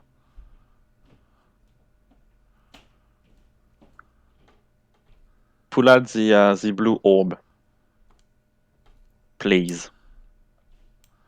Are you doing anything with your steel defender before you do this? Oh no, I'm just going to continue to float with my levitate spell, and my steel defender is still on the weed force barrier. So is someone going to remove the blue sphere? Yes. Calypso will do it. And I'm just like prepared with my feather fall in case. Yeah. When you remove the blue sphere, did you say you're tied to your steel defender? It's about like 100 feet of rope that I'm tied with. All right. Yeah, your steel defender immediately starts to plummet upwards. Downward, you mean? Well, From yes, me. to your orientation. What the rest of the party sees is your steel defender suddenly shooting up into the air. With all of the ball bearings. Yep. So how much fall damage? So that would be a 30-foot change. So you'd be looking at 3d6? yeah, 3d6. That's not bad. I'm going to cast Mending on him until he's fixed up. All right. And the red sphere on that level is easily within reach. In the bucket? All right. When you grab it, it has a 3. I'm going to float up. And I'm going to give the +3. I'm going to float down. Now you add the +3. I'm just going to yell, add the +3. Can I make it see? Okay, so Calypso will add the +3 to it. All right. I'll just swap the numbers. Oh, wait. What do you mean add the +3?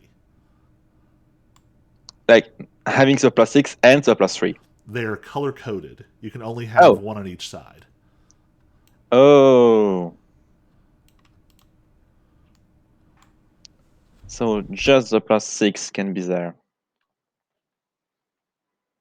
Why don't we just do the -3? Then we'd be at 0 and see if that works.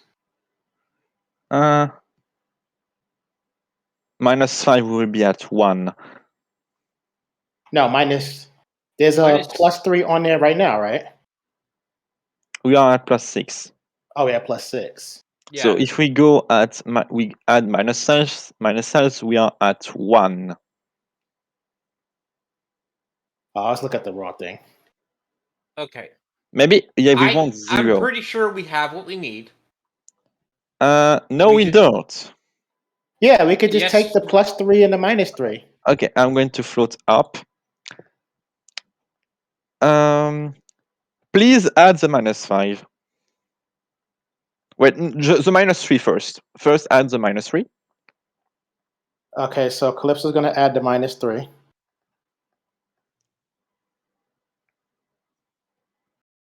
And now we could just add the we could replace the +6 with the +3. No, first my steel defender is going to shoot upward.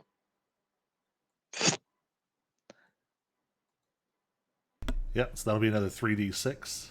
Oh, okay, gotcha. 3d6 again? Yeah.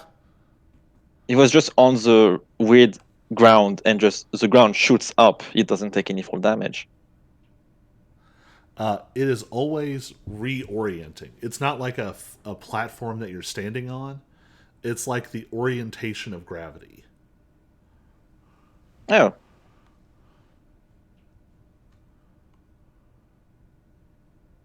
$17. I can do that a long time.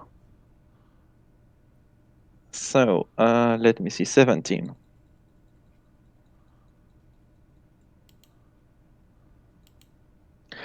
He is going to use his action to regain 2d8 hit points. All right. 11.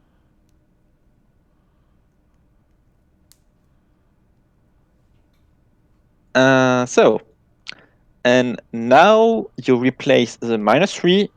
Wait, no. Can we quickly replace the -3 with the -5? First, I'm going to go upward, still with levitate. Can you pull me? Can you pull me in the corridor? Cool. And now I'm going to ask you, Helios, to pull my Steel Defender up. You are able to. It takes a little bit of work, but you are able to pull it back up. Now replace the -3 with the -5. Okay, Calypso Dude, does that. we don't need to do that. We just need to replace the +6 with the -3, and we'll have 0. We have what we need.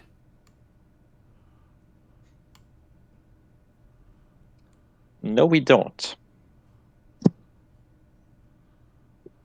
So, Okay. Explain. Because as far as I can tell, we have what we need. So, what do you want to try? Replace the +6 with the +3. So that way the orientation is set to 0, but the platform does not disappear. I wanted to get all of the orbs, but we can try that. I guess. All right. You all swap the +6 for the +3. I wanted to try and get all of the orbs just to see. And that purple cloud is now sitting in the center. Robot. It is able to go all the way across. Yeah. And with the cloud in the center, you see that the door opposite is open. I'm going to drop concentration on my levitate and just grab all of my stuff back, obviously. All right.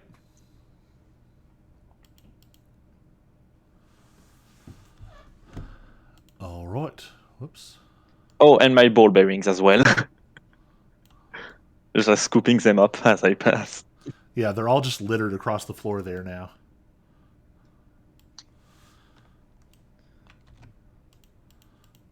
All right, y'all gonna pass through the door? Next room. Again, clipboard, not bad. The the second trap room was to the norms. All right. So, let me flip some pages.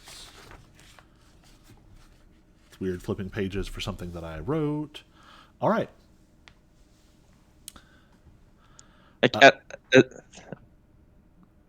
You wanted to say something? Did I cut you, Angel? Sorry? No, I was gonna say something, but you were going to say something too. Oh, I was just going to say, you all pass through this door and find yourself in a new room, substantially smaller than the one you just left. The only point of interest is an ancient book resting on a wooden stand in the center of the room. The remainder of the room is largely bare stone, and as you enter, the door behind you fades and vanishes. The book opens, and the room fills with a whirlwind of loose pages and dark mist. And you all hear a voice. Just to be clear, no map for this. Oh, haha, you're right. I drop all the tokens, and then it doesn't actually move y'all. Hey, there we go. I had to just put a sticky note underneath my screen that reminds me to do that. Oh boy, I see spider webs. All right. Ooh, spider webs. You all hear a dry, rasping voice begin to speak in rhyme. Your way Oh, is no. barred. Your way is barred by rhyme and word. Now demonstrate what you have learned. Name the dead and find the door, or join them here forevermore. There's a long pause, and then it continues. Stripped of life beneath the soil, the scant reward of life's long toil. No courage in these rattling bones, no lungs to make our wretched moans. Flesh long gone to worm and age, our hearts long gone, but still we rage. Yeah, I have. I these type of puzzles are the worst for me. Consider me out in terms of being of any help. I will pull up the text of this and drop it so I don't have to repeat it over and over. Yeah. Bad thing is, wisdom is my dumb stat in real life. So So I'm dropping it into the Roll20 chat, and I'll drop it into the Discord chat as well. your way is bound by rhymes and word. No demonstrate what you have learned. Name in the dead and find the door. Forevermore, struck with happiness. It's real Haunted Mansions vibe. Can't read.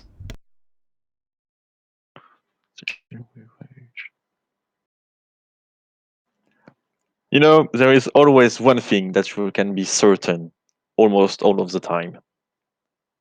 The skeletons always animate. Well, most of the time.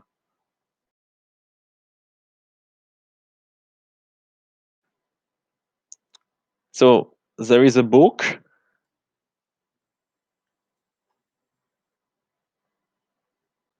I'm going to poke it with my stick.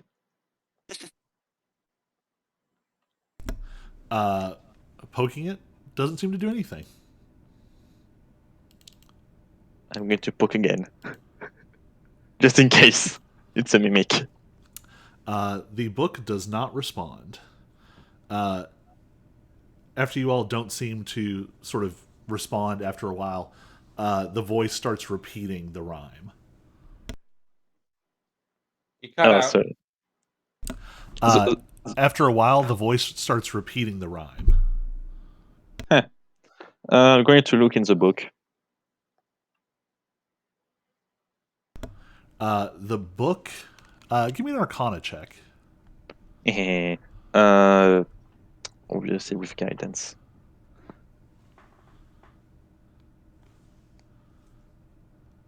Oh, okay. So My race gives me an additional 1d4 to Arcanine tools. And guidance gives me an additional d4. So that's 27. All right. You definitely recognize this book is some kind of artifact. It seems to be fixed in place. It is the source of the mist and the swirling pages in this space. It seems possible that the book has some intelligence to it. And there is a powerful sort of necromantic magic running through it, both in terms of sort of its aura, but also in the words that are written throughout. So necromancy. I'm just going to look at all of the skeletons.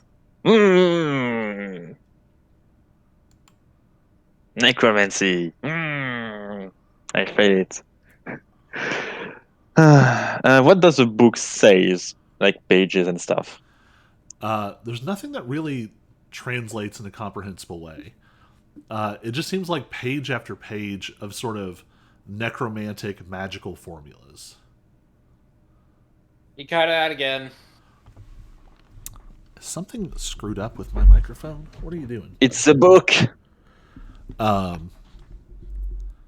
just seems to be necromancy. scrawled through with necromantic arcane formulas. There's no like comprehensible words to it.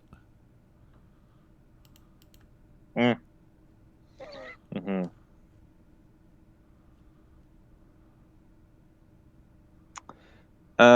My toaster is going to inspect one of the skeletons. Just like it's like a metallic tiger dog, and he's going to like sniff the bones.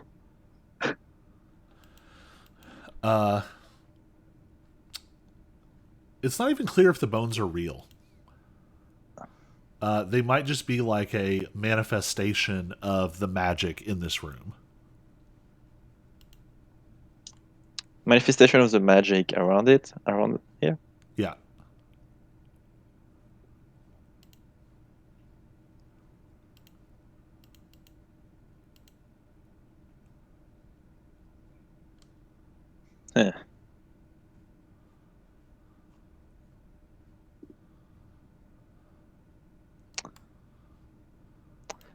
What's about that door over here? It Close. seems to be firmly barred. The voice continues to repeat the rhyme, seeming to become a little more insistent over time. So our time is limited.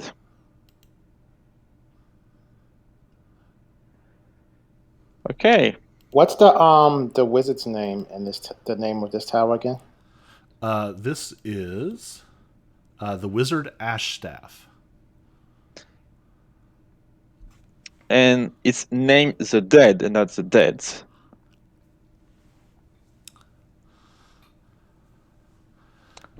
So like the rhyme is clearly saying name the dead and not the deads.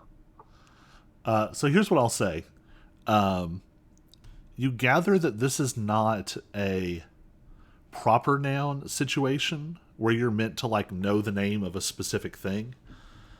This seems to be asking you to identify a category of. Cut out. It seems to be asking you to identify a category of something based on the rhyme that it gave you. Calypso's gonna yell out undead. The mists swirl for a second, but do not seem to acknowledge that answer.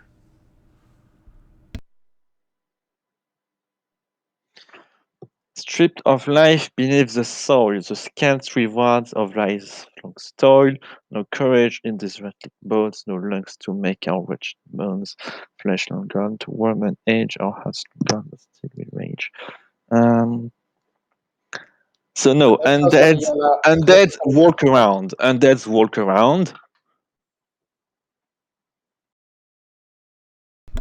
Again, it swirls, but it doesn't seem like you have found what it is looking for. So Calypso's gonna yell out skeleton. This time, the mists swirl fiercely and begin to coalesce into figures. Calypso, stop. So, undeads. I saw you broke up for me. I didn't hear you, Kobe. We probably only have like 3 guesses, and you already spent 2. No, I was asking Kobe what he said. I didn't hear him. The mist coalesces into skeletal figures, and the page on the book turns. But y'all need to roll for initiative.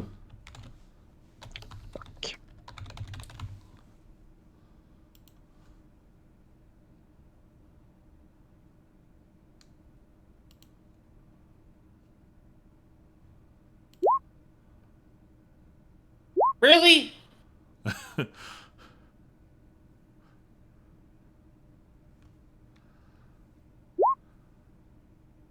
12's respectable.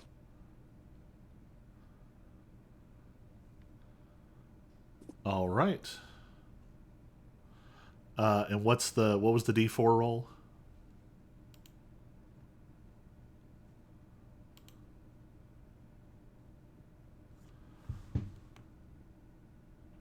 For Aziria, what was the D4 roll? It's guidance because since initiative is a dexterity check, you can apply guidance to it. And generally, if you don't concentrate on anything as an artificer, you always concentrate on guidance. We'll allow those shenanigans for now. And my Steel Defender is just a +1, so I'm just going to roll for him. I think he shares your initiative count, but acts after. Oh yeah, he does. He does. So Fuck, Calypso, you are sorry, first. I forgot.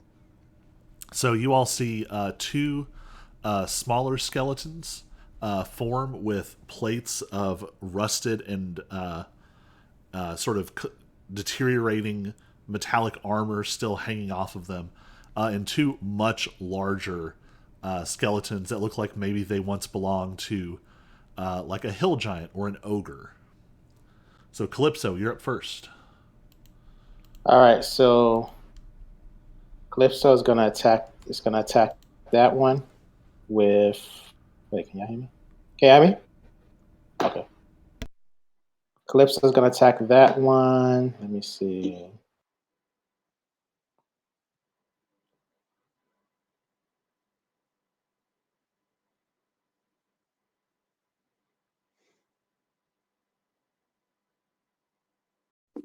He's gonna cast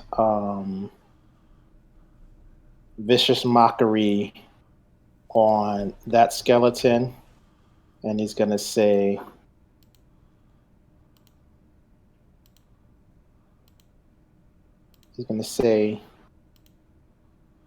"Go back to the dead where you belong, Skelly." Was that a big one or a little one? Oh, I thought I clicked on it. Let me try it again. This one right here. Can you see that? That's a little one. It gets a 7 on the die, -1. So it is viciously mocked, and all right.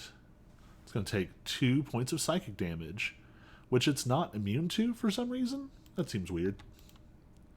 Well, no, because it still has sentience. Yeah, you target the essence of the endings with that. All right. Anything for your bonus action? Yes, he is going to use Bardic Inspiration, and he is going to give that to. Who's next in initiative order? Looks like the next would be Aziria. All right, he's going to give it to Xeria. He's going to say, "Go get him, guy." All right, Aziria, you're up. So let me see some stuff.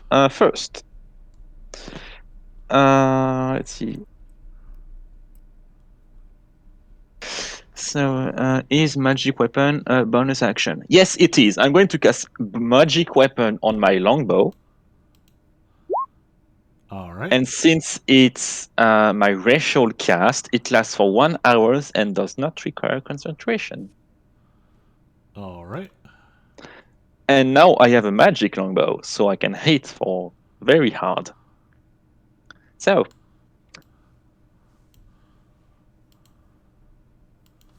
longbow, you have a plus.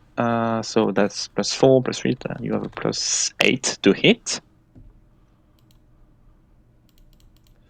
And your damage bonus is 5.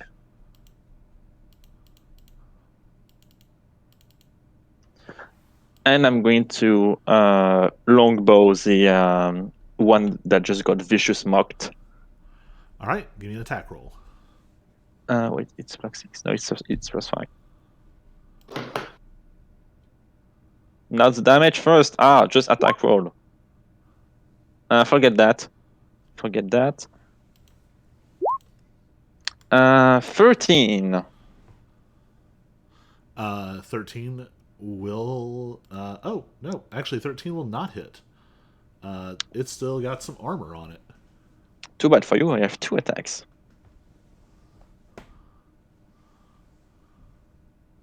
Oh, that's right. You're a battlesmith, right? Yep. 25. 25 hits. I was going to choose battlesmith. It's a very cool subclass. Armorer is very cool too, though. Yeah, I like the idea of my guy just striding into battle and his armor just forming around him. And that's just 9? Yep. If D&D Beyond doesn't make any funny thing. All right. So your arrow manages to pierce through the rusting armor, and it clatters and disanimates. Okay, and I'm going to walk here. Can I command my battlesmith? Or do I need my bonus action to do that?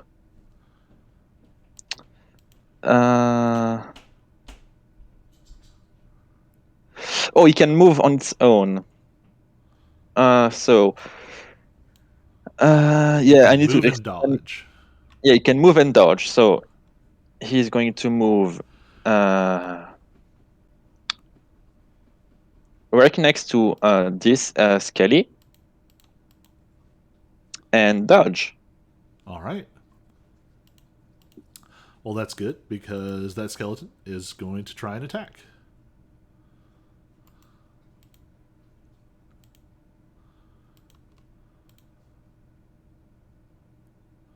One of those was a nat 1. It is going to miss. Wow.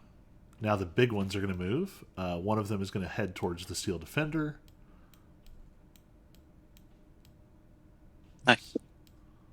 Don't double dip. The other one's going to attack Aziria because that's who it can get to. So it's going to make one swing at the steel defender with disadvantage. With still comes out disadvantage? with a disadvantage because of dodge. So it still comes out with a 16. Is 16 going to hit? 16 is going to hit, indeed. All right. It's going to take 13 points of bludgeoning damage.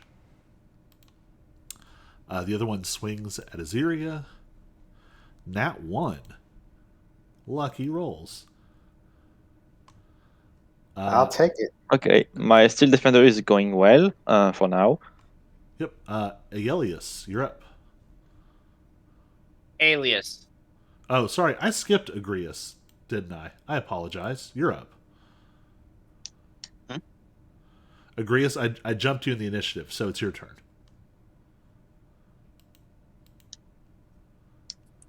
Okay. Might as well start attacking the big one. All right, go for it. Do you have flanking rules on? Yeah. Okay, in that case, I'm going to move around to the other side. Then I might as well attack him. All right. Thunder gauntlets. Come on, load. No. Sadly, I'm an infiltrator. Well, not sadly, but still. Okay, so I'm going to make one attack with my arm blade longsword. All right.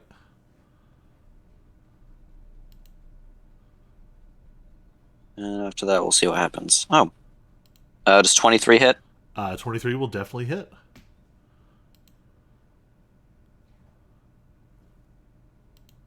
Okay, first attack will be 12 damage, slashing. All right. And...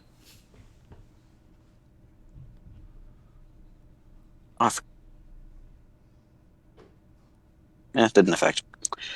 Okay, and then the second attack, once again with a longsword. Might as well do that.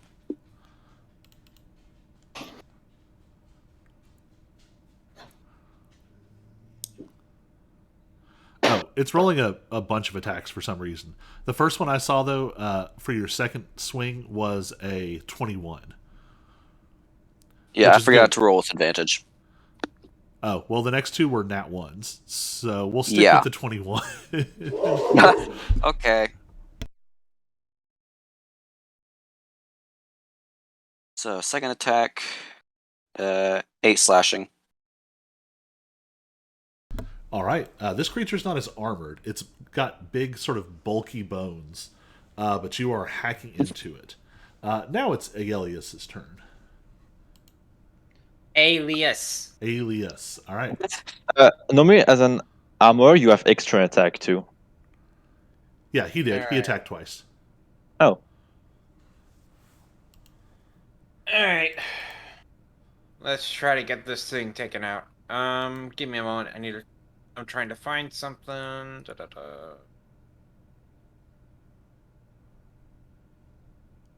Come on, I know I have it.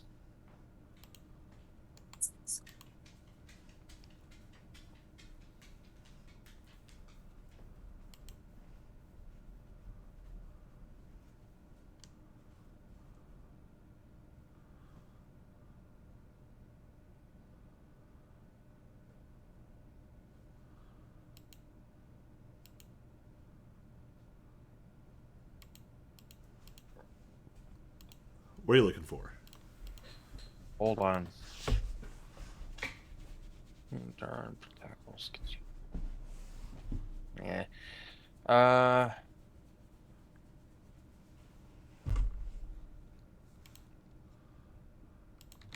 There it is.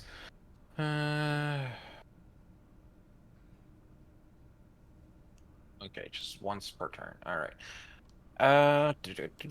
Actions.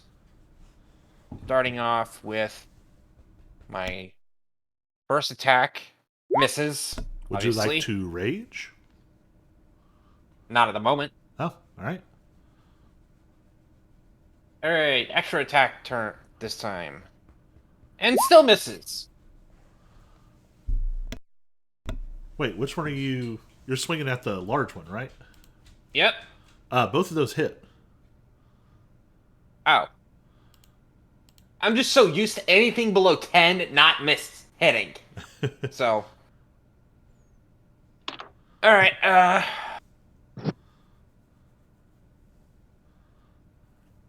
So, first one. 1d 12 plus 3. That's 9. Okay. All right. All right, you all are 20 shredding. damage. Y'all are shredding this thing. It is starting to come apart. Calypso, you're up. Alrighty. So Calypso is going to engage with this big one right here. That one. And he is going to draw his longsword. And then he's going to say, "On guard." And he's going to swing his longsword at the creature. If you get all the way on over to here, if you can attack with advantage. Okay, so I'm going to do that. 5, 10, 15, 20. Yep, that should have enough movement there. All right. All right, so I'm going to do that. And then I am going to also use my defensive flourish. So when I take an attack action, it increases my walking speed by 10 feet until the end of the turn. And if I hit, I can use Bardic Inspiration to deal extra damage equal to the number that I roll on the die. And then I can also add that number to my armor class until the start of my next turn. I think you get one of those.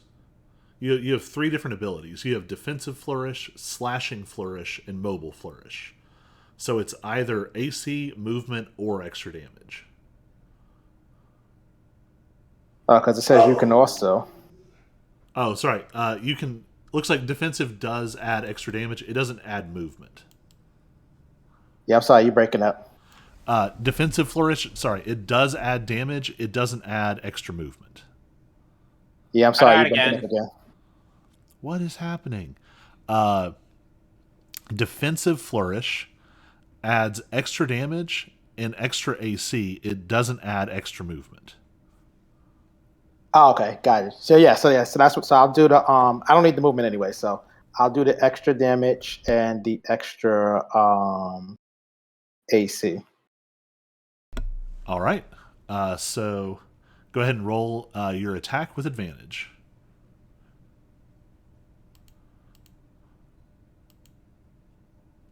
All right.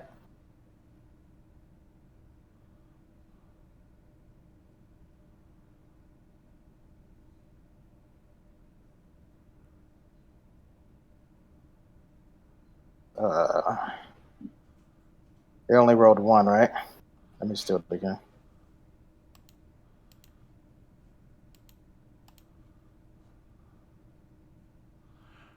All right. That definitely hits.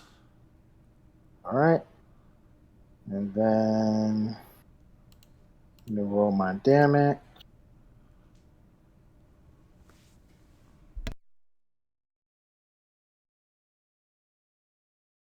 And then I'm going to spend my Bardic Inspiration. I'm going to roll a d8.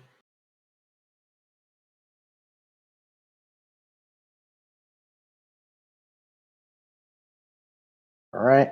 And then I'm going to add 3 to my armor class to the start of my next turn. All right. So you sort of whip around into this advantageous position, and your blade flashes with bardic magic, and you drop this thing. It disanimates.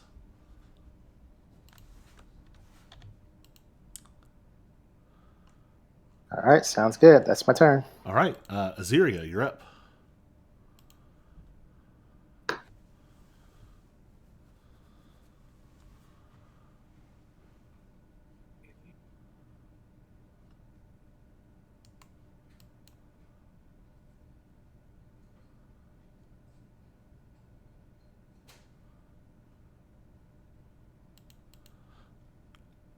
Aziria? Yeah, I'm going to use my longbow All right.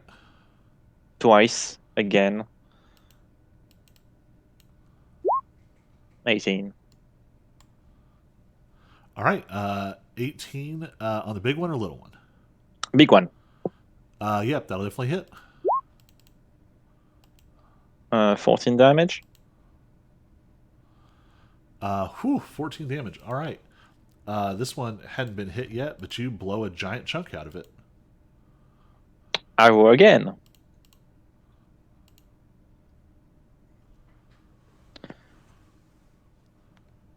With a 14 to hit. That'll hit.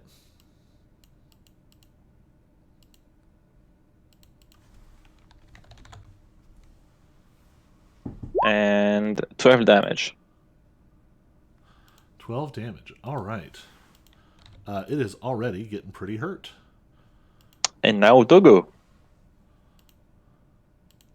I will task my Seal Defender to use his Force Empowered Rend, All right. which is it's my spell attack to hit. Obviously, not the big one. All right. So what's your attack roll? 1d20 plus 17. 7. That'll hit. For okay, so it's 1d8 plus 3.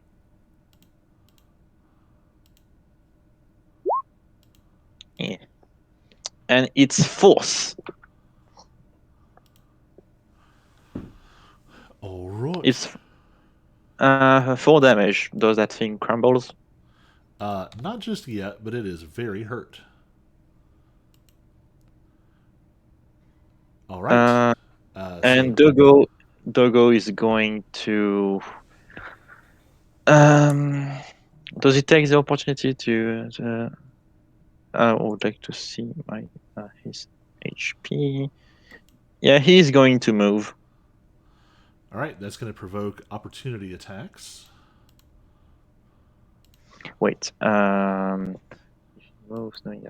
No. Who's next on the initiative? Agrius. And then.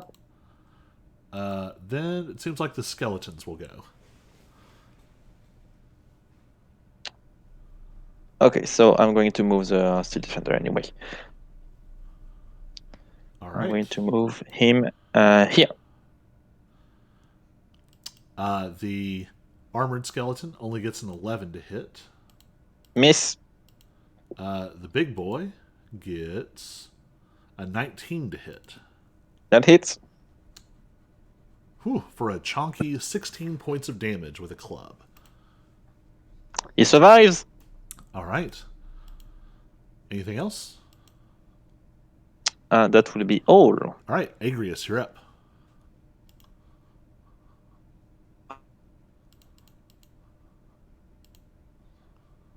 People. Okay, which one of skeletons there is more damaged? The larger one is much more damaged. The smaller one probably has less health, but seems to be pretty heavily armored.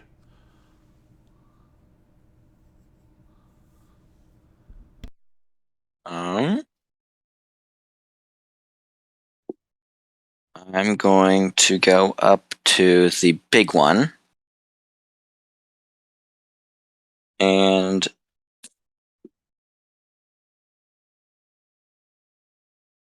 make 2 attacks with my longsword arm blade thing, but replace one of them with the attack of green flame blade.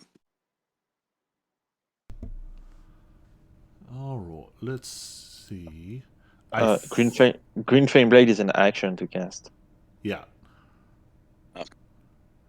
Why don't you just like stand around the barbarian and just zap?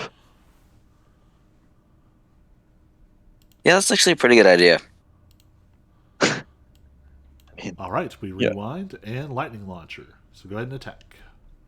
So, adding 2 of those.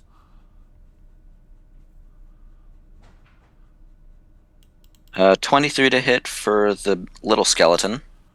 That hits. Might as well add the extra 1d6 for this one. All right. So that's 7 plus. That's 9 lightning damage to him. All right. It is very hurt. And second lightning launcher. Don't forget the extra d6. Yeah, I You took that did. into account. Okay, and then the 18 again to hit the little one. That also hits, which minimum damage will kill it. Great. Your blast of lightning crackles across it. All of the bones blacken. It's like amplified by the metal that it's wearing, and it just. Oh, I should have gone over and cast Shocking Grasp. All right, that was your action. Anything under bonus action?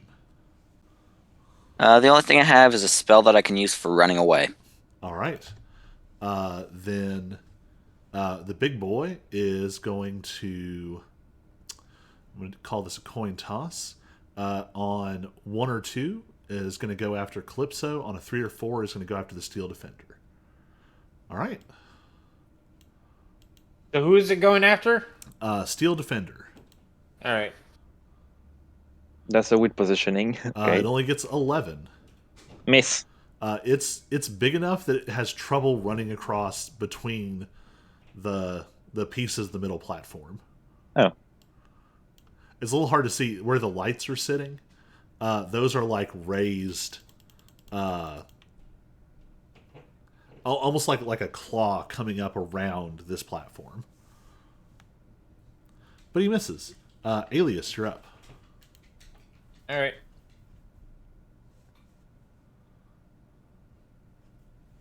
So we have like you said we have What's the name already? Like when you are on either side. Flanking. Yeah, if you Oh, yeah. get over to here, you'll attack with advantage. Yeah, right. Maybe you'll get one of those tasty barbarian crits. All right, so your first attack hits. Whew. Nice. That wasn't even a crit. That just hurt. You just fully cleave one of its arms off. It's not Right. dead, but it is coming apart.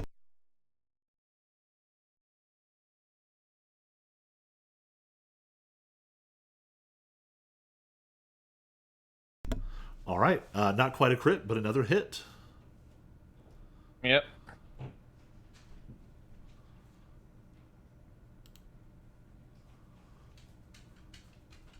Nice.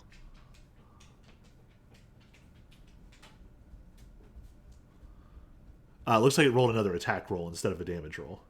Oh, whoops. Nice. Although almost the same roll. How do you want to finish this skeleton? First off, give me a description of how it looks. It is pretty ragged at this point. It's been hit several times. You fully chopped one of its arms off. But it's a skeleton. It's not really emoting. It's just sort of relentlessly trying to. I meant like in the sense of, is it wearing any armor, and how big is it? It's probably 8 to 10 feet tall. Probably 4 or 5 feet at the shoulders. And has sort of shredded hide armor draped across it. All right. I guess I'll go for. All right. Here's how I'm gonna do it. First attack. I basically swing my axe right through it, and then I come and double back to swing through the neck to chop off its non-existent head, its skeletal head. All right. You drop this thing in multiple pieces. It clatters to the ground, and as it does, all of the skeletal remains disanimate. And you all hear a dry chuckle.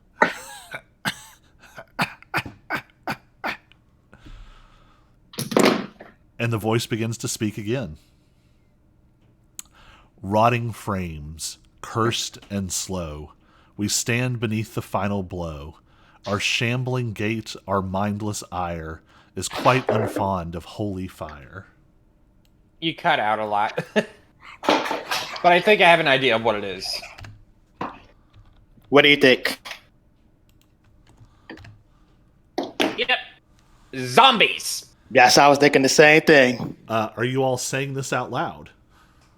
Yes. As soon as you Yeah. say zombies, the Zombies mist come out. swirls again, and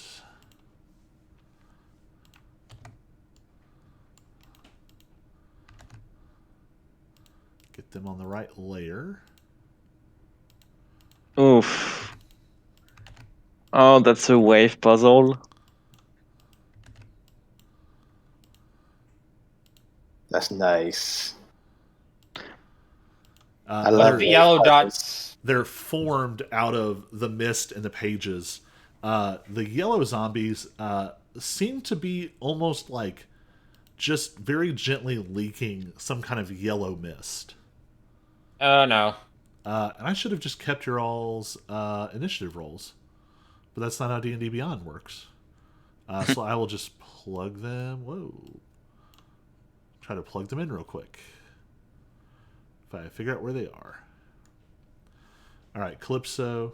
Oh, it did plug them in. That's weird. I don't know why it did that. I didn't. Okay. Huh. Calypso, It's becoming self-aware. It kind of seems like it. Calypso, you're at the top. Alrighty. So, Calypso. Let's see what he's going to do.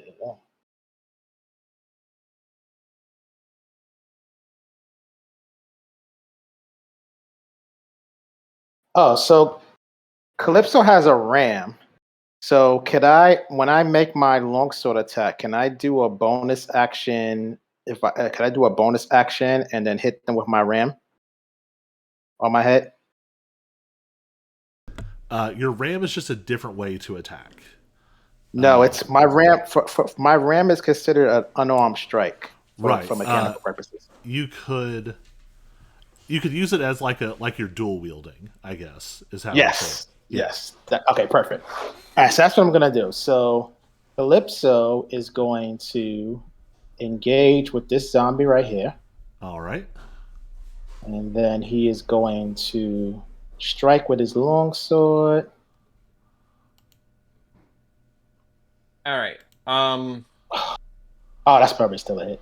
Yeah, definitely still hits. All right. I just missed that I- that nat 20.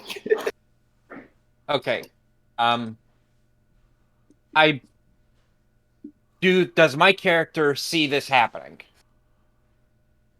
I would assume so. Then my character will yell out to not to use his sword on that zombie because I think it's leaking like acidic or necrotic properties. Or maybe he's going to explode like the key. Possibly. That would be very interesting.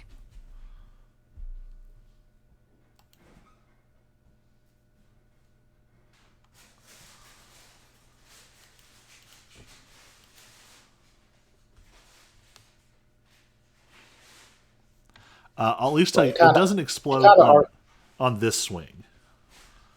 Okay, perfect. So it does explode. Probably when he dies, he explodes. All right, so let me roll for damage.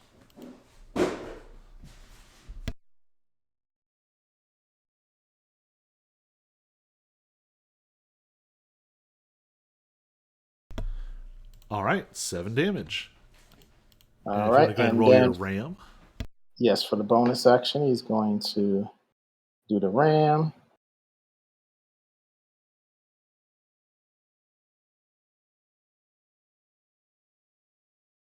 I'm assuming that hits. Yep, 21 definitely hits. All right.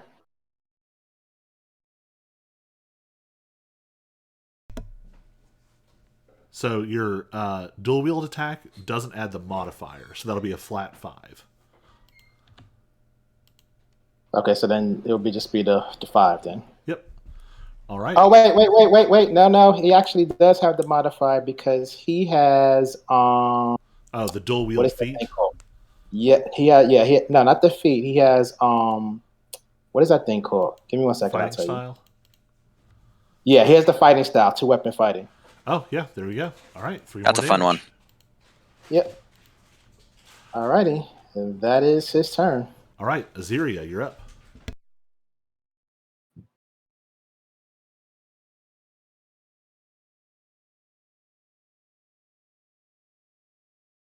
So from the zombies that are leaking and stuff, can I determine that they would probably explode like the key? Give me a religion check. I do not have guidance for that, but still, I am smart. So Why? that's a 14. What I would do is to. Sorry. I was say on a 14, you do know that there are varieties of undead that can either some of them spray like acidic blood, some of them do explode on death, some of them explode for no reason, some of them dissolve into poisonous mist. There's a lot of bad things that yellow leaking gas can portend in an undead creature. Good I thought enough. You didn't say it was a gas. I think I said yellow mist. You didn't say that either. I think I heard yellow liquid or something. Yeah, me too. So, who's next in initiative by the looks of it? Is it still the barbarian? Not having gone all the way through, you don't know. In the previous fight, you know that Agrius went after you, but you don't know sort of where the creatures are going to clock in. Okay, I'm going to vortex warp the one next to the bard. All right. So, vortex warp. This spell lets me teleport someone I want or someone I don't want elsewhere. All right. What kind of saving throw is it? It's a con save. All right. Oops. It got a nat 1. So, Mr. Zombie leaking and stuff is going to come next to other Mr. Zombie leaking and stuff. All right. No, here. And I'm going to tell my Stealth Defender to go and bite the one that is very damaged. All right. Give me an attack roll.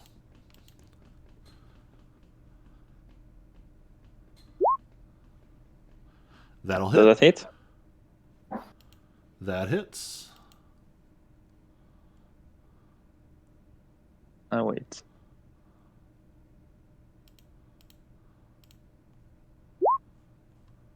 For 8 force damage. Nice. It tears a pretty good chunk out. It is very hurt. And I'm going to yell to Andy just to zap that one.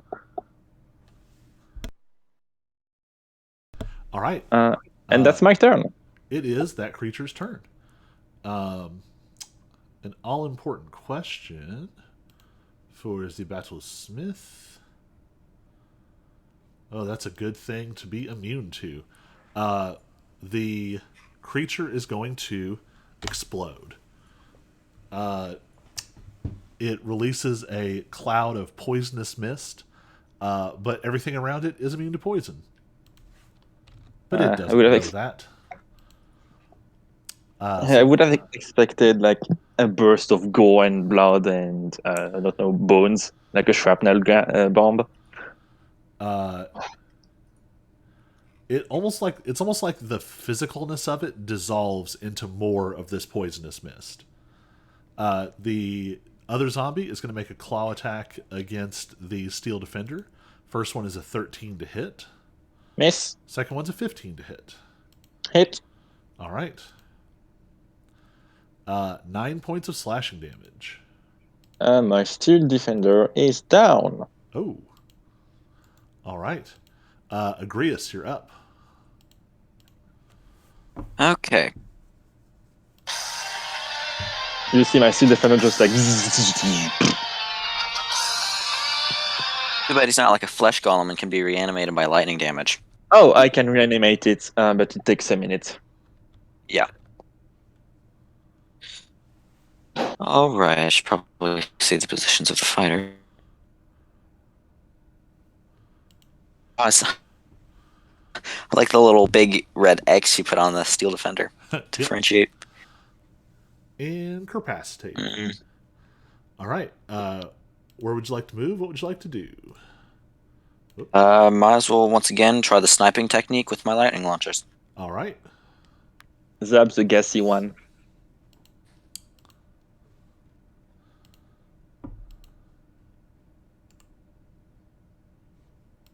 Now I just gotta wait for it to roll. Stupid scam calls. I'm pretty sure that 11 hits a zombie, right? It does. AC of 8. No, looking at those monster manuals. I don't need to, I memorized it. 8 damage for the first attack. And plus 1d6, which I'll get to in a sec. And the 16 to hit for the second attack. Both those hit. On the same zombie. All right. 8 damage for the second attack, and now I get to add the extra 1d6. All right. So, extra 4, total of 20 damage. Very good. It is substantially hurt. The number of hit points left equal to the number of eyes we have each. All right. Anything under bonus action? Just flight. All right. The whoops, nope, that one's already dead. The other zombies are going to make some attacks.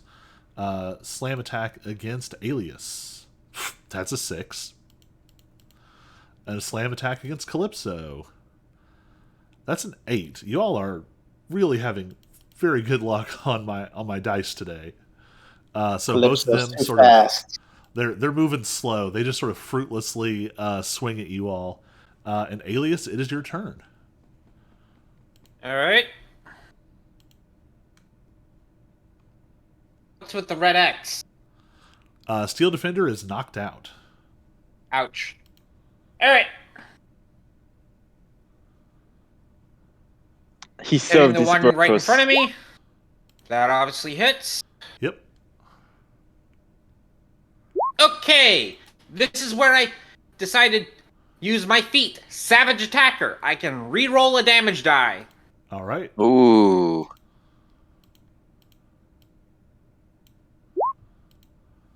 A little better. All Not right. great, but a little Just better. a little. Not the worst. Yep. All right. Second attack. Yeah, playing D&D. What's up? That'll hit.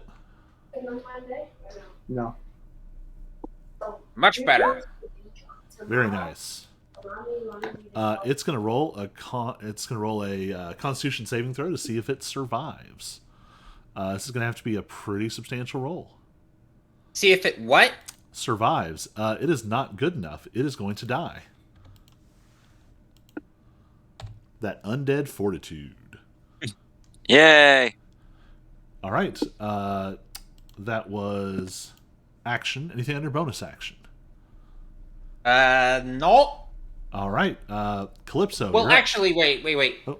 Since normally you get an attack, normally the function is move then attack, depending on certain things. But since I attacked first and didn't move, Yeah, you can as long move as whenever.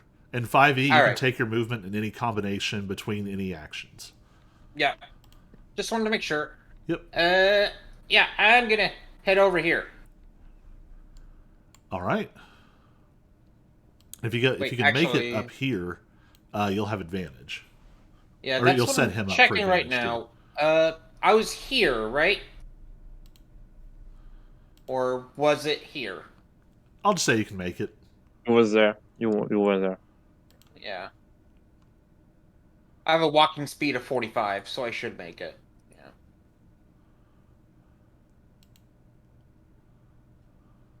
All right. I'm done. All right. Then next up is Calypso, who now has advantage.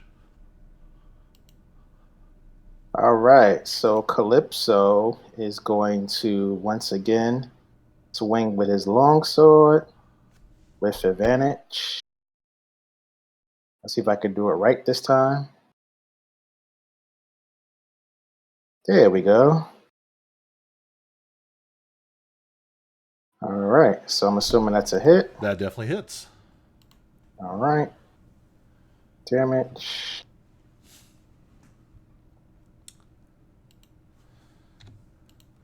Any flourishes? No flourishes, but he is going to. Oh wait, the flourishes. Oh, the flourishes. Those are just special. They're not like a bonus action, right? Yeah, they're. Or would they be considered a bonus action because they're going to use my bardic inspiration? Nope, they are no action. Okay, so then I am going to flourish. Then I'm going to go ahead and do defensive flourish. All right. So D8.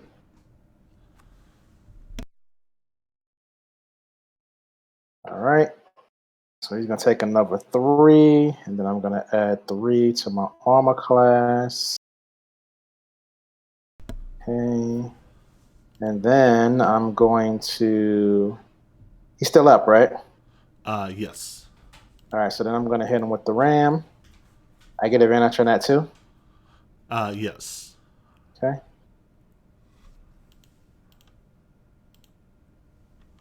All right. So that is going to hit.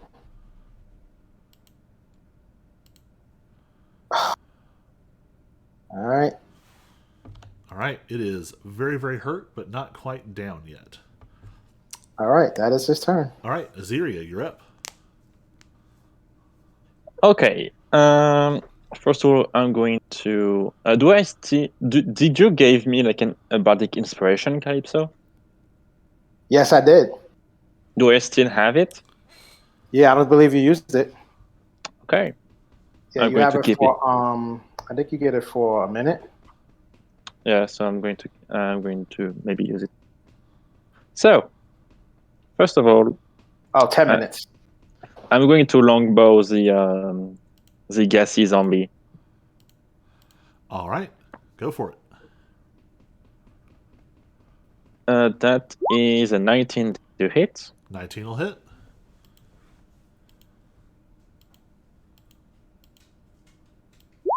for 11 piercing damage. Whew. It is almost dead. Well, I prefer it to be dead.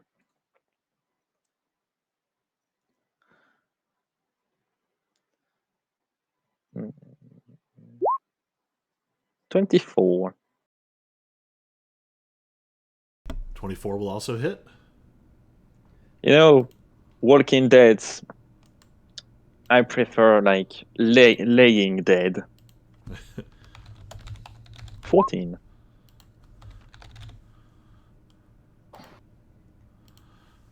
All right, 14 is going to kill it if it can't make its con save, which is going to be substantial. It does not make it. It is dead.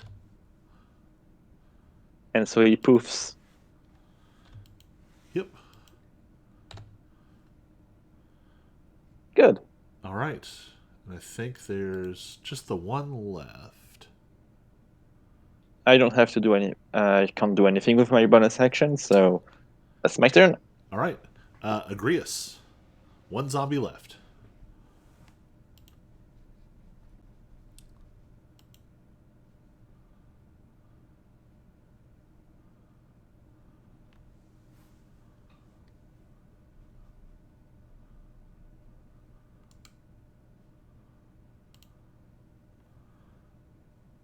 Agrius, you're up.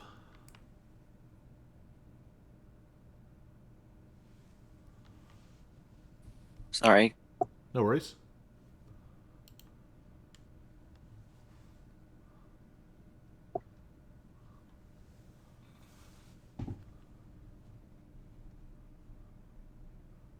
Okay. Is the one I zapped still alive? I don't believe so. The only one left is a non-leaky zombie.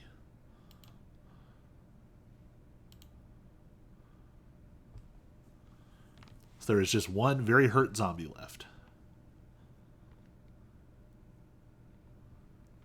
Great. Let's go up and not go. Still shooting. All right, give it the lightning launcher. 9 to hit. 9 still hits.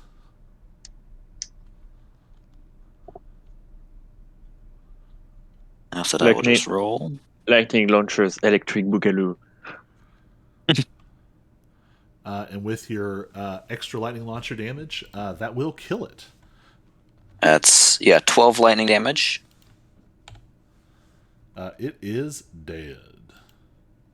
Yay!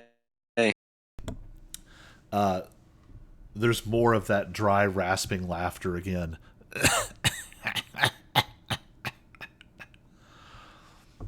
And it speaks again. Barrow Man buried deep, laid beneath the earth to sleep. I fear the sun and steal your breath. Join us in our waking death. Do not say anything.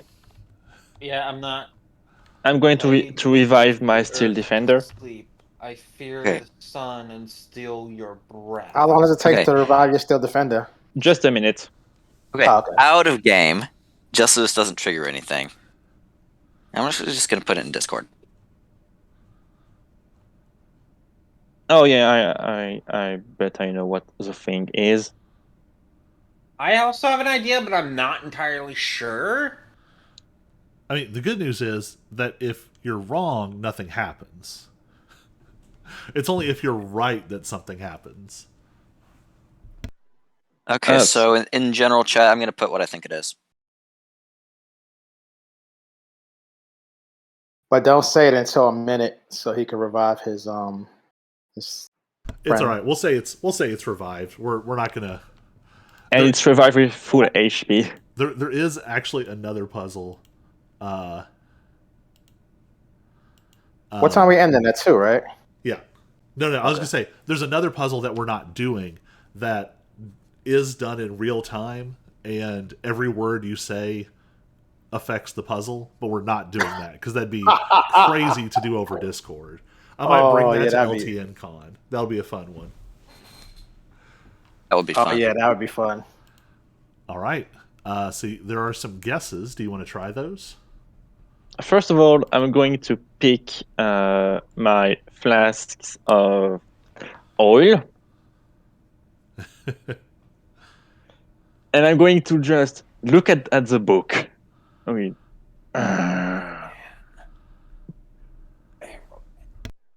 so I'm going to lit a torch with my flint and steel. I'm going to give the torch to my Steel Defender in his mouth. And I'm going to pop open a flask of oil and ready my action to just spray the book with oil. And my defender is going to ready an action to lit the book on fire. So long story short, the book does not burn. Oh, I still want to lit the book on fire. I mean, the oil just burns off after a second. Right. Okay. I just want a clarification on this. Is it barrow or borrow? Barrow. As in a specific kind of crypt, which is common in parts of Europe. You cut out. A barrow, as in a specific kind of crypt or burial structure that is more common in parts of Europe. It's a sort of large rounded hill with a burial chamber carved into it. If you've played Skyrim, you have seen something like that. I'm going to ready an action with my longbow, just in case something pops. Yeah, I don't think it's a wraith or a shadow. I don't think. But what it could be, I'm not entirely sure. The thing that's tripped me up is steal your breath. That's the part that's tripped me up. What does the shadow steal from you? I don't know. It steals your strength. Like literally, it does like strength ability scoring damage.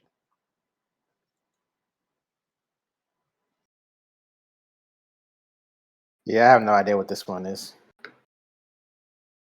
Yeah, it still doesn't seem like the right thing because I mean, we could guess though words are because a little more. I mean, Let's there's nothing that will stop us from just shouting out answers because nothing Problem happens is unless that we don't know get it what right. happens if we are wrong. Like no, he maybe literally said nothing seems to if happen we're if wrong, you're nothing wrong. happens. If we're nothing seems to happen. So maybe if we are wrong, it just adds more undead when we are right. I'll give you all another hint here too. Both barrow and man are important hints depending on what you know Oh, of various undead. okay. I think I have it. But let's just regroup for now. So let's just regroup because we are not in good position for combat right now. Yeah, you all can kind of arrange yourselves however you would like before you make an attempt. Calypso, you are over the other artificer.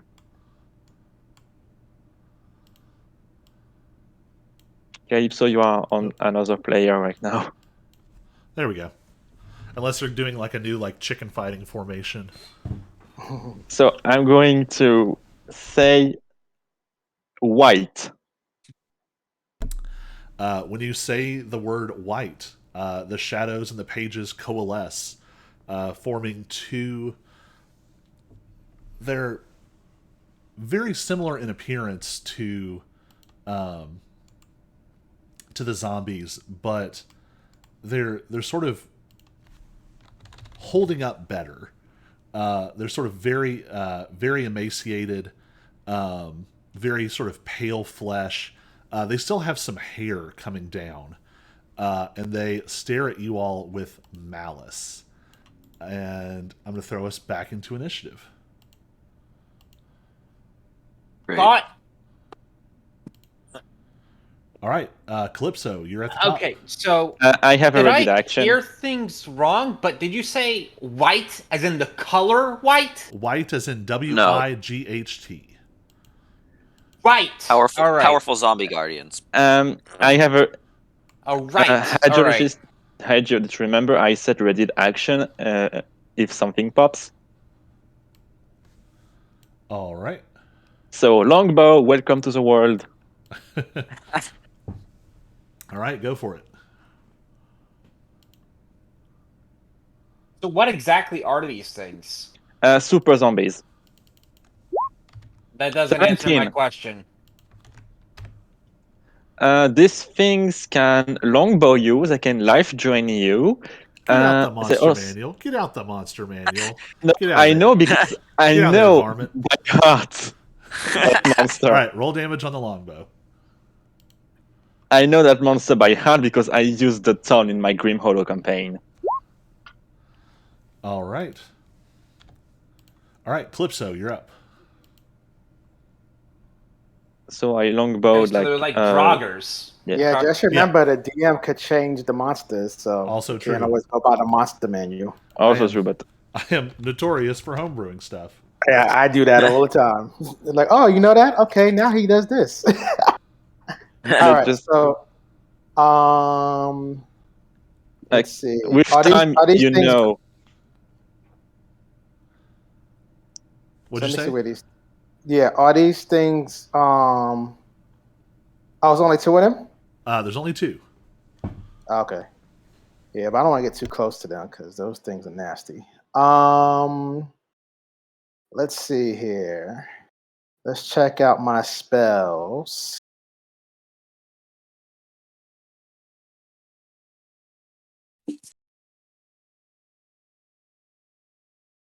All right.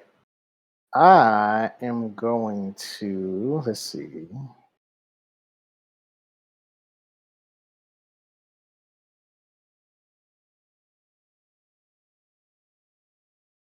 It's easy to forget that bards are full casters and have third level spells. Yep. Yeah. Is it time for a fireball? Yes. Sadly, no. I think you'd have to have an Oh. arcane secret for that.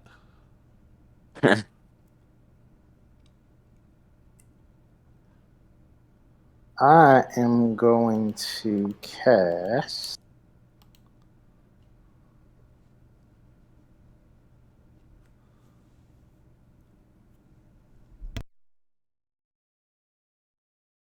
Cloud of Daggers. Oh, that's one of my brother's favorites. I can feel it coming. You can feel the blender of ultimate destiny. Let me just see where I want to put it at.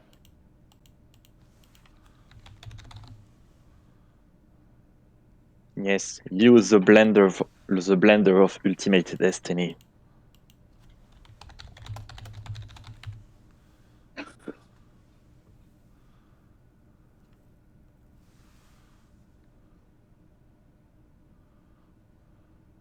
All right, let's put it. So if I put it right here, he's still gonna get hit, right? Let's see. It is a 5-foot cube.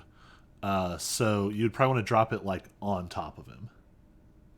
So drop it on top of him. Yeah. Okay. All right. So I'm gonna drop it on top of this guy right here. All right. You create a danger cube full of sharp blender blade shenanigans. Fun. It's the blender of ultimate destiny. All right. That is your action. Anything on your bonus action? I got to roll for damage though, right? It kicks on at the start of his turn, I believe. Okay, Well, perfect. All right. that So I'll hold off on that, and that would be a then very bad spell. and then bonus action.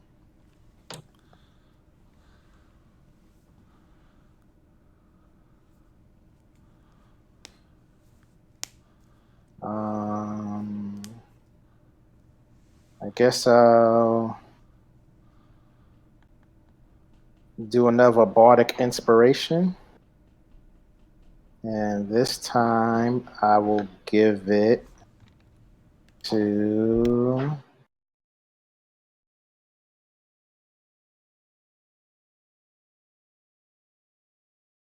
our barbarian friend. All right. Aziria, you're up. So So, oh yeah, sorry. So he's gonna pat our barbarian friend on the back and say, "You can do it," and that will be his turn. Let's see. My steel defender still has like the torch in his mouth.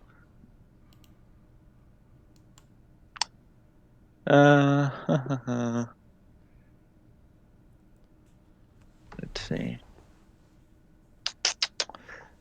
Yeah, I'm just going to longbow the one in the cloud of dagger. So, longbow.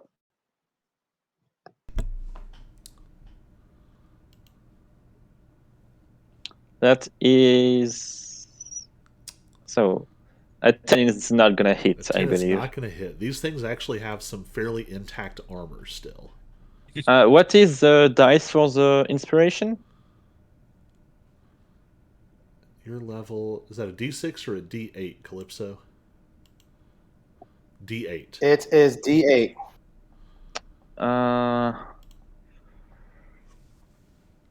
They probably have like 15 or 16. Do they have shields? You don't see any. Well, let me double check. You don't see any shields. Yeah, so they probably have 16 armor or something like that. Too low. I rolled too low. I will not use my Bardic inspiration on that.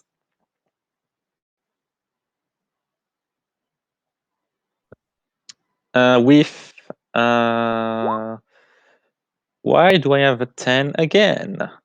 I have a 14 on one side and a 2 on another.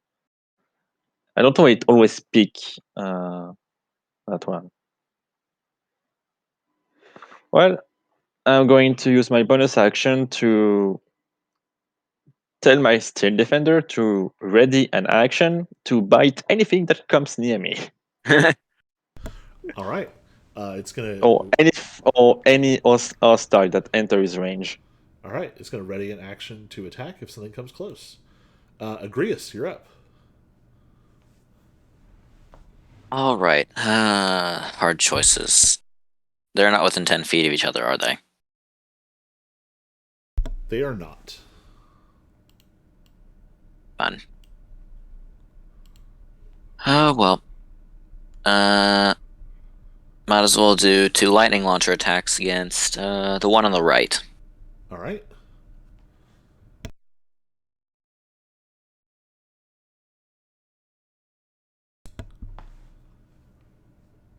20 to hit for the first, That'll hit.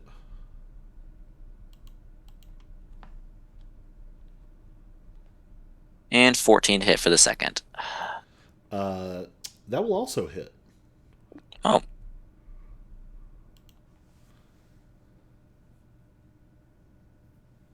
Okay, 9, 18, Nice. 23 lightning damage total. Jeez. All right. Oof. Yeah, just- that's nice. Double-handed, just blast like crackling bolts of electricity that rip into this thing. It's already pretty hurt. Which one? One on the right. It's exactly why I have Raven Beak as my thumbnail photo.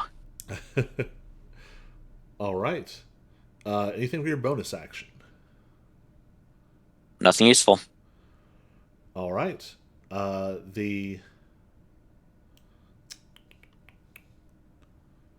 what are they going to do?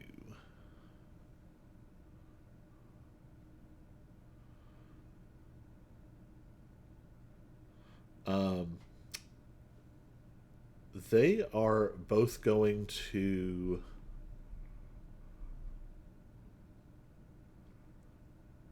Oh, this one's got to make it save first. So,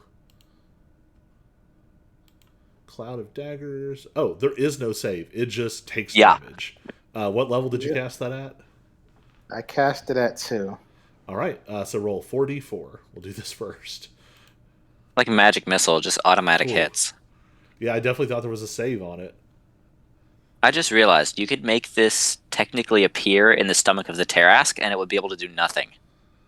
I think it's a point you can see. You'd have to have some means of seeing inside it. Well, yeah, after you get swallowed, you cast the spell invulnerability. Yeah, you can do a lot of interesting things if you're willing to let a monster swallow you. Well, it's definitely going to step out. He just has to move out of the way. Yeah, they're just going to go attack. Bonk. There's not a particularly clever solution here. So one swings at Alias and misses. To be specific, you said it would attack something that approached you. Yes, if something if something enters range, even hostile enters range, bonk. You gotta be real careful on that. Technically, the way you worded it was if it approaches you, not the Steel Defender. But we'll allow it's coming towards me. It is coming toward me, technically. It didn't actually enter your space. No, It came but and it's attacked coming. your Steel Defender. If you want to be really sneaky with words, it is coming technically towards me because it walked from a position that is away from me to a position that is closer to me. Okay. 2 things. The red border indicated the cloud of knives, I'm guessing. Yes. Second, this roll was to attack me. No. I rolled. They both missed with their first attack. So it reaches out a sort of black shrouded hand, and you manage to dodge out of the way. Okay. That being the case, they'll both make longsword attacks for their second attacks. Okay. Yet again, I thought I heard that you said one of them attacked me and missed. Yes, they make 2 attacks. Okay. The roll I'm seeing, the 16. Oh wait, no, That's not for you. Oh, okay. That's for the one that is coming closer to me. So they roll just slightly better, but not great. So that's a 21 on a longsword attack against Alias. All right. I'm used to having to confirm my AC to find out if something misses me or not, so. No worries. It's going to do 6 points of slashing damage. The other one swings at the Steel Defender and misses. And that Steel Defender's reaction does hit, so go ahead and roll damage. 4 full force damage. All right. And that is both of their turns. Alias, you're up. All right, so I took 6 damage. Yes. All right. In reaction to that, I am going to rage. All right.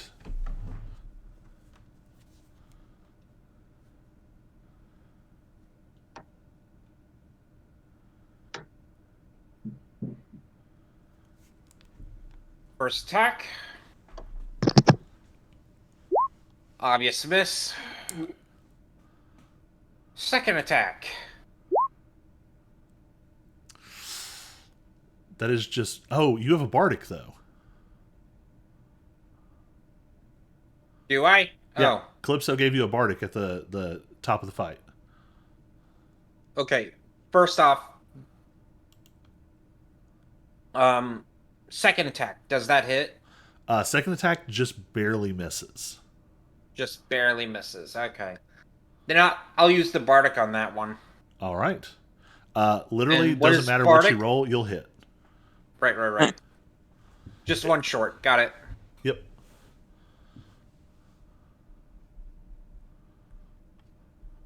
All right. It is going to use Savage Attacker to re-roll that. Much better. And that's a +2 as well because of my rage. All right. So that is 8 plus 3 is 11, so 13. You fully cleave through this thing. It falls to the ground in 2 pieces. Nice. All right. That was action, bonus action. Anything else? Let's see.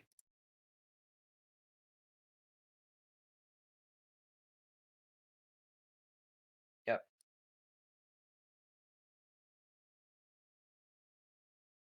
Blank.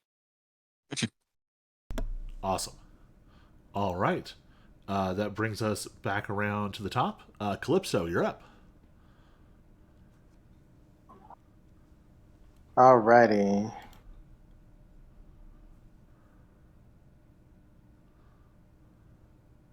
So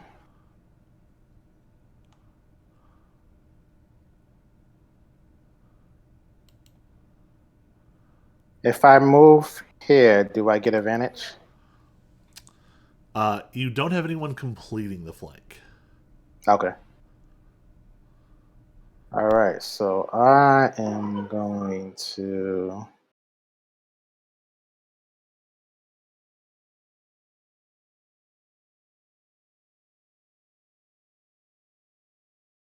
and that one is what, badly hurt? Pretty substantially hurt.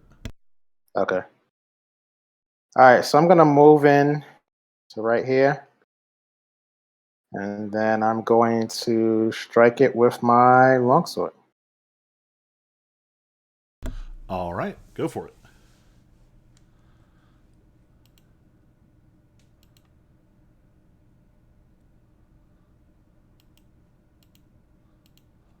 All right, does that hit? 19. 19 does hit. All right. Slashing damage.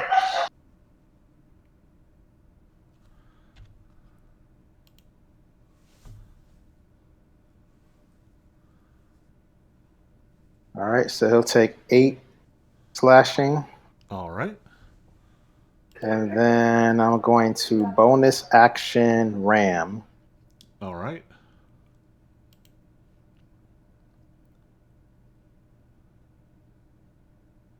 All right, 21, so that's a hit.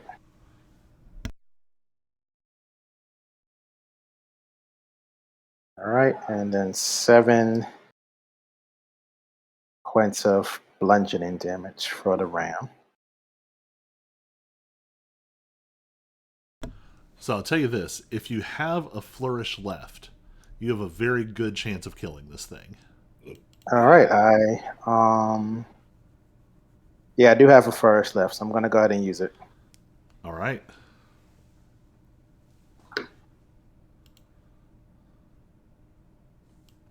I'll do a defensive flourish. Actually, wait, do I want to do a defensive flourish? Let me see what else I got. Okay, no, that's elite. That's right.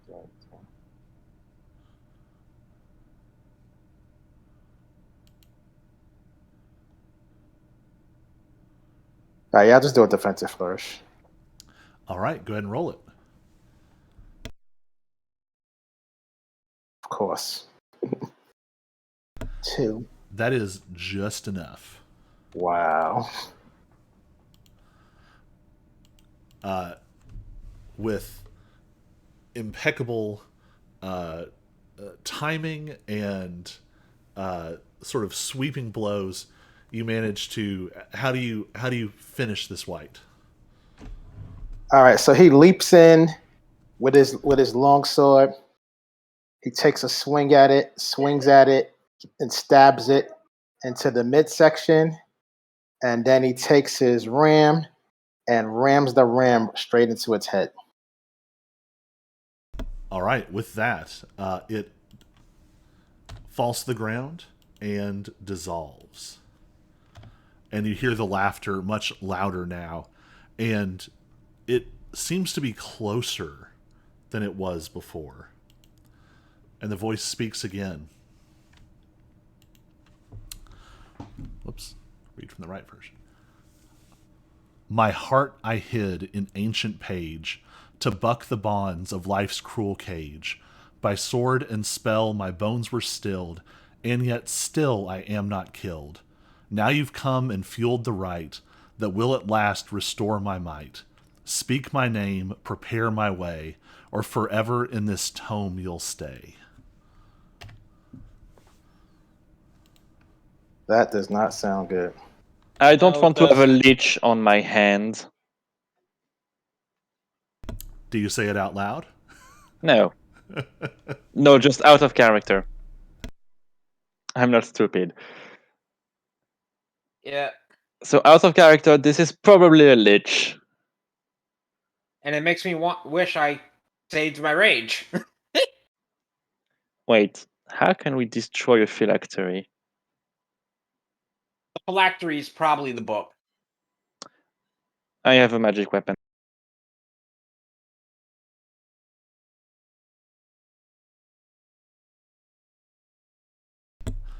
I'll go ahead and tell you, the book did not burn. Your weapons do not even scratch the book. Oh, but if it's a phylactery, we can probably damage it with magic weapons. The book is not damaged. Huh? Huh.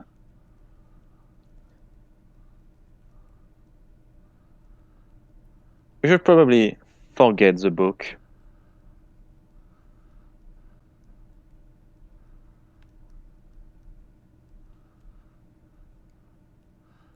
The exit. I'm going to cast Identify on that thing as a ritual.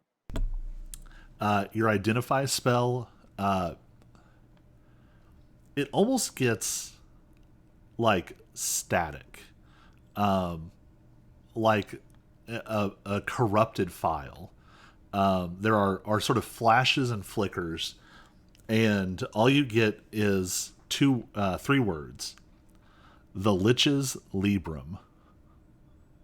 Librum. Oof. Doesn't sound good. No, and I'm not telling you. I'm just going Nice to knowing you tell you guys. it's. I'm just going to tell you this is a very nasty book.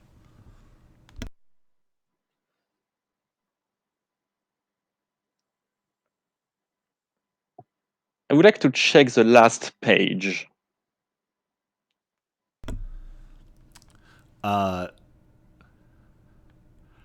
when you flip to the last page, Don't give me the WoW description. when you flip to the last page, it is a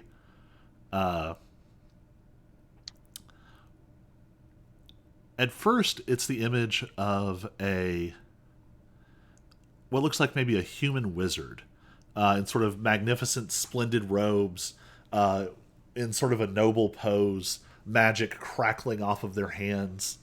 And as you look at it, the head is turned away, and then on the illustration, the head turns and looks at you, straight up from the page, right at you, and the human figure is replaced by an emaciated undead form, and it's just So we didn't staring even have at to. you. We didn't even have to speak his This name. isn't good. Oh no, it's not like it's an illustration in the book. Like it's not coming out of the book. It's just looking at you and smirking. My God.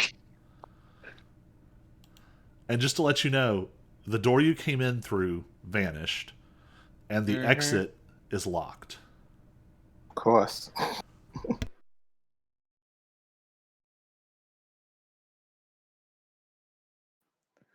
I'm going to ask to the illustration how many.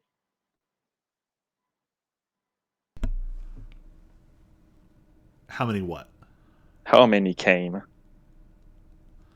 It doesn't really respond to you. It's just smiling. In fact, now that it has moved, it looks like a still illustration again. Okay. I tried looking up the word because I only have heard the word in Hearthstone related to paladins. So, can you give me an explanation of what the word means here? You don't want to fight that thing. Which word? I Lich or Libram? Libra. I know what a lich is.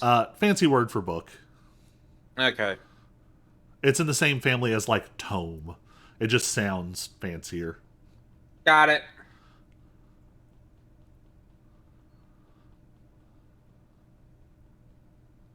What's on the first page? It's the sort of necromantic formulas that you saw before. But when you look at it now, actually you see that part of it has warped, and it now has like a bestiary type entry on a skeleton.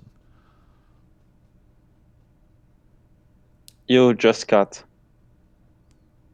It has a necromantic formulas and then a bestiary like description of a skeleton with like an illustration done in like ink.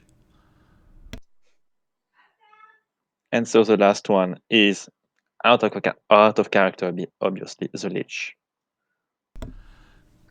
You won't know till you say it.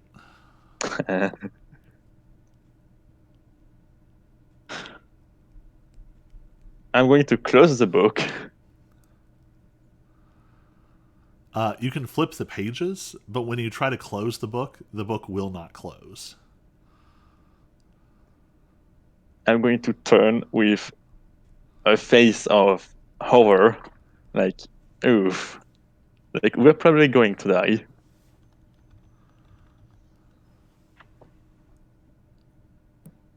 I might have an idea of what is the word. But we shouldn't say it. We should not. Because if we do, we are probably going to die.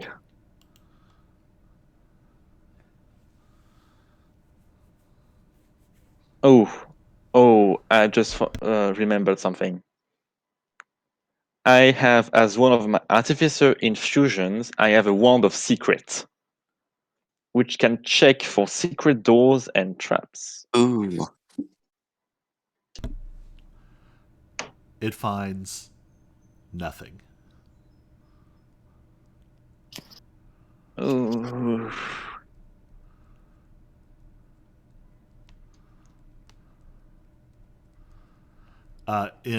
In deference to our time, we're going to fast forward a little bit. How many hours of trying things in this room and nothing working do you think it takes before one of you all is willing to say the word? Yeah, I saw you broke up again. So we're going to fast forward a little bit. So imagine a montage scene of you all trying one thing after another. How many hours or even days does it take before one of you is desperate enough to say the word? Oh, Calypso has no patience, so he'll probably say the word after like 2 hours. I have almost no wisdom, so I'd probably end up saying it by accident. So it doesn't take long before one of you slips, either on purpose or intentionally, and there is a pause. Not just Crap.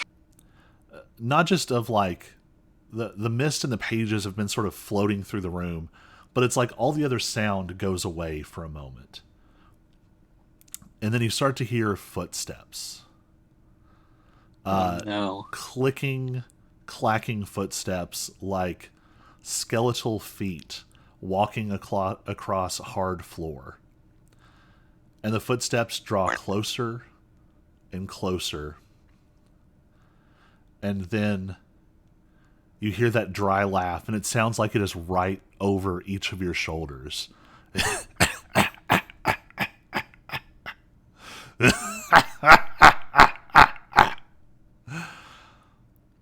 And then the laughter starts to fade, as if it's moving off into the distance. And then the mist and the pages vanish. The book is gone, and the door now stands open.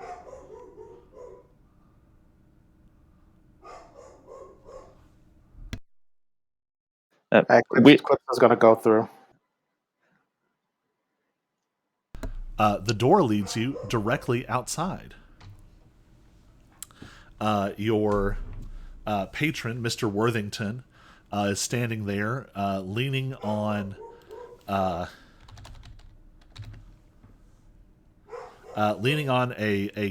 cane of a light brown wood, and is laughing uproariously.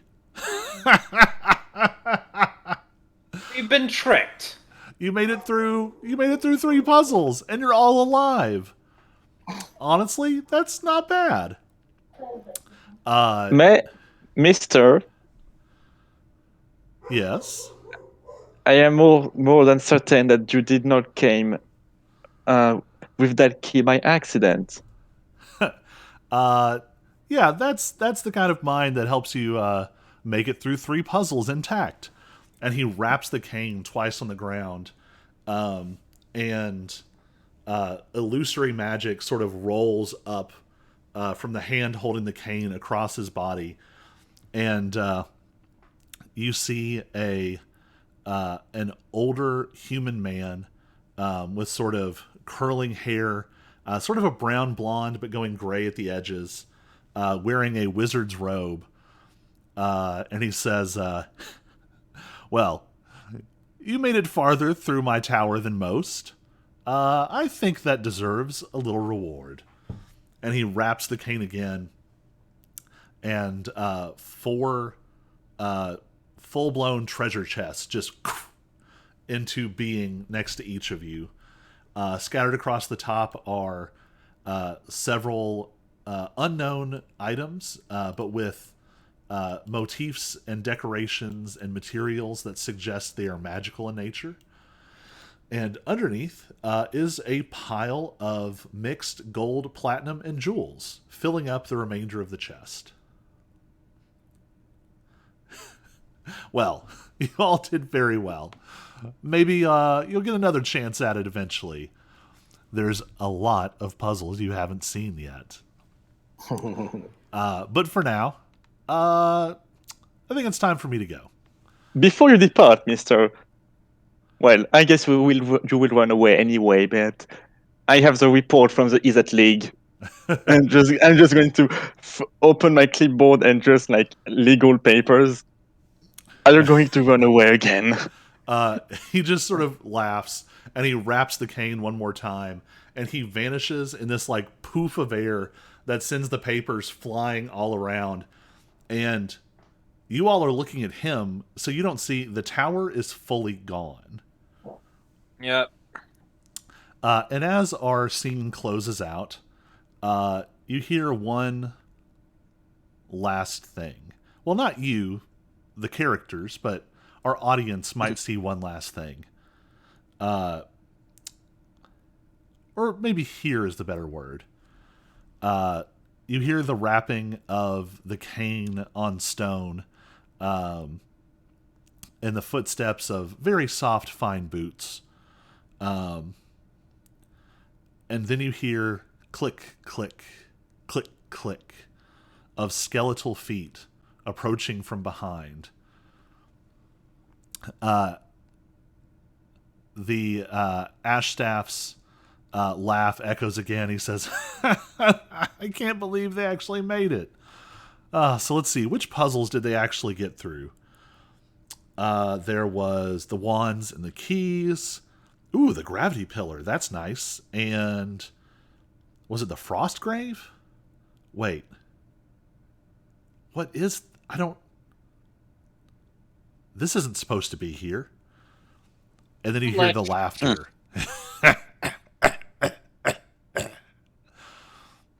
And we fade out. Well, thank you all for, that's fun. for playing.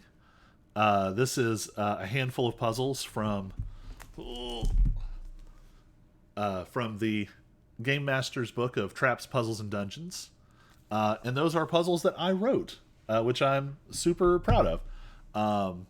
Thank Nice. you all for bearing with it. If So- anyone is watching, you can pick that up in like actual stores like Barnes & Noble and Target, which is wild. I'll also throw a link for the drive-through RPG version in the description. So he was a lich. I'll save that info for our viewers for another time. I'm going to go ahead and cut the stream and then tell the players.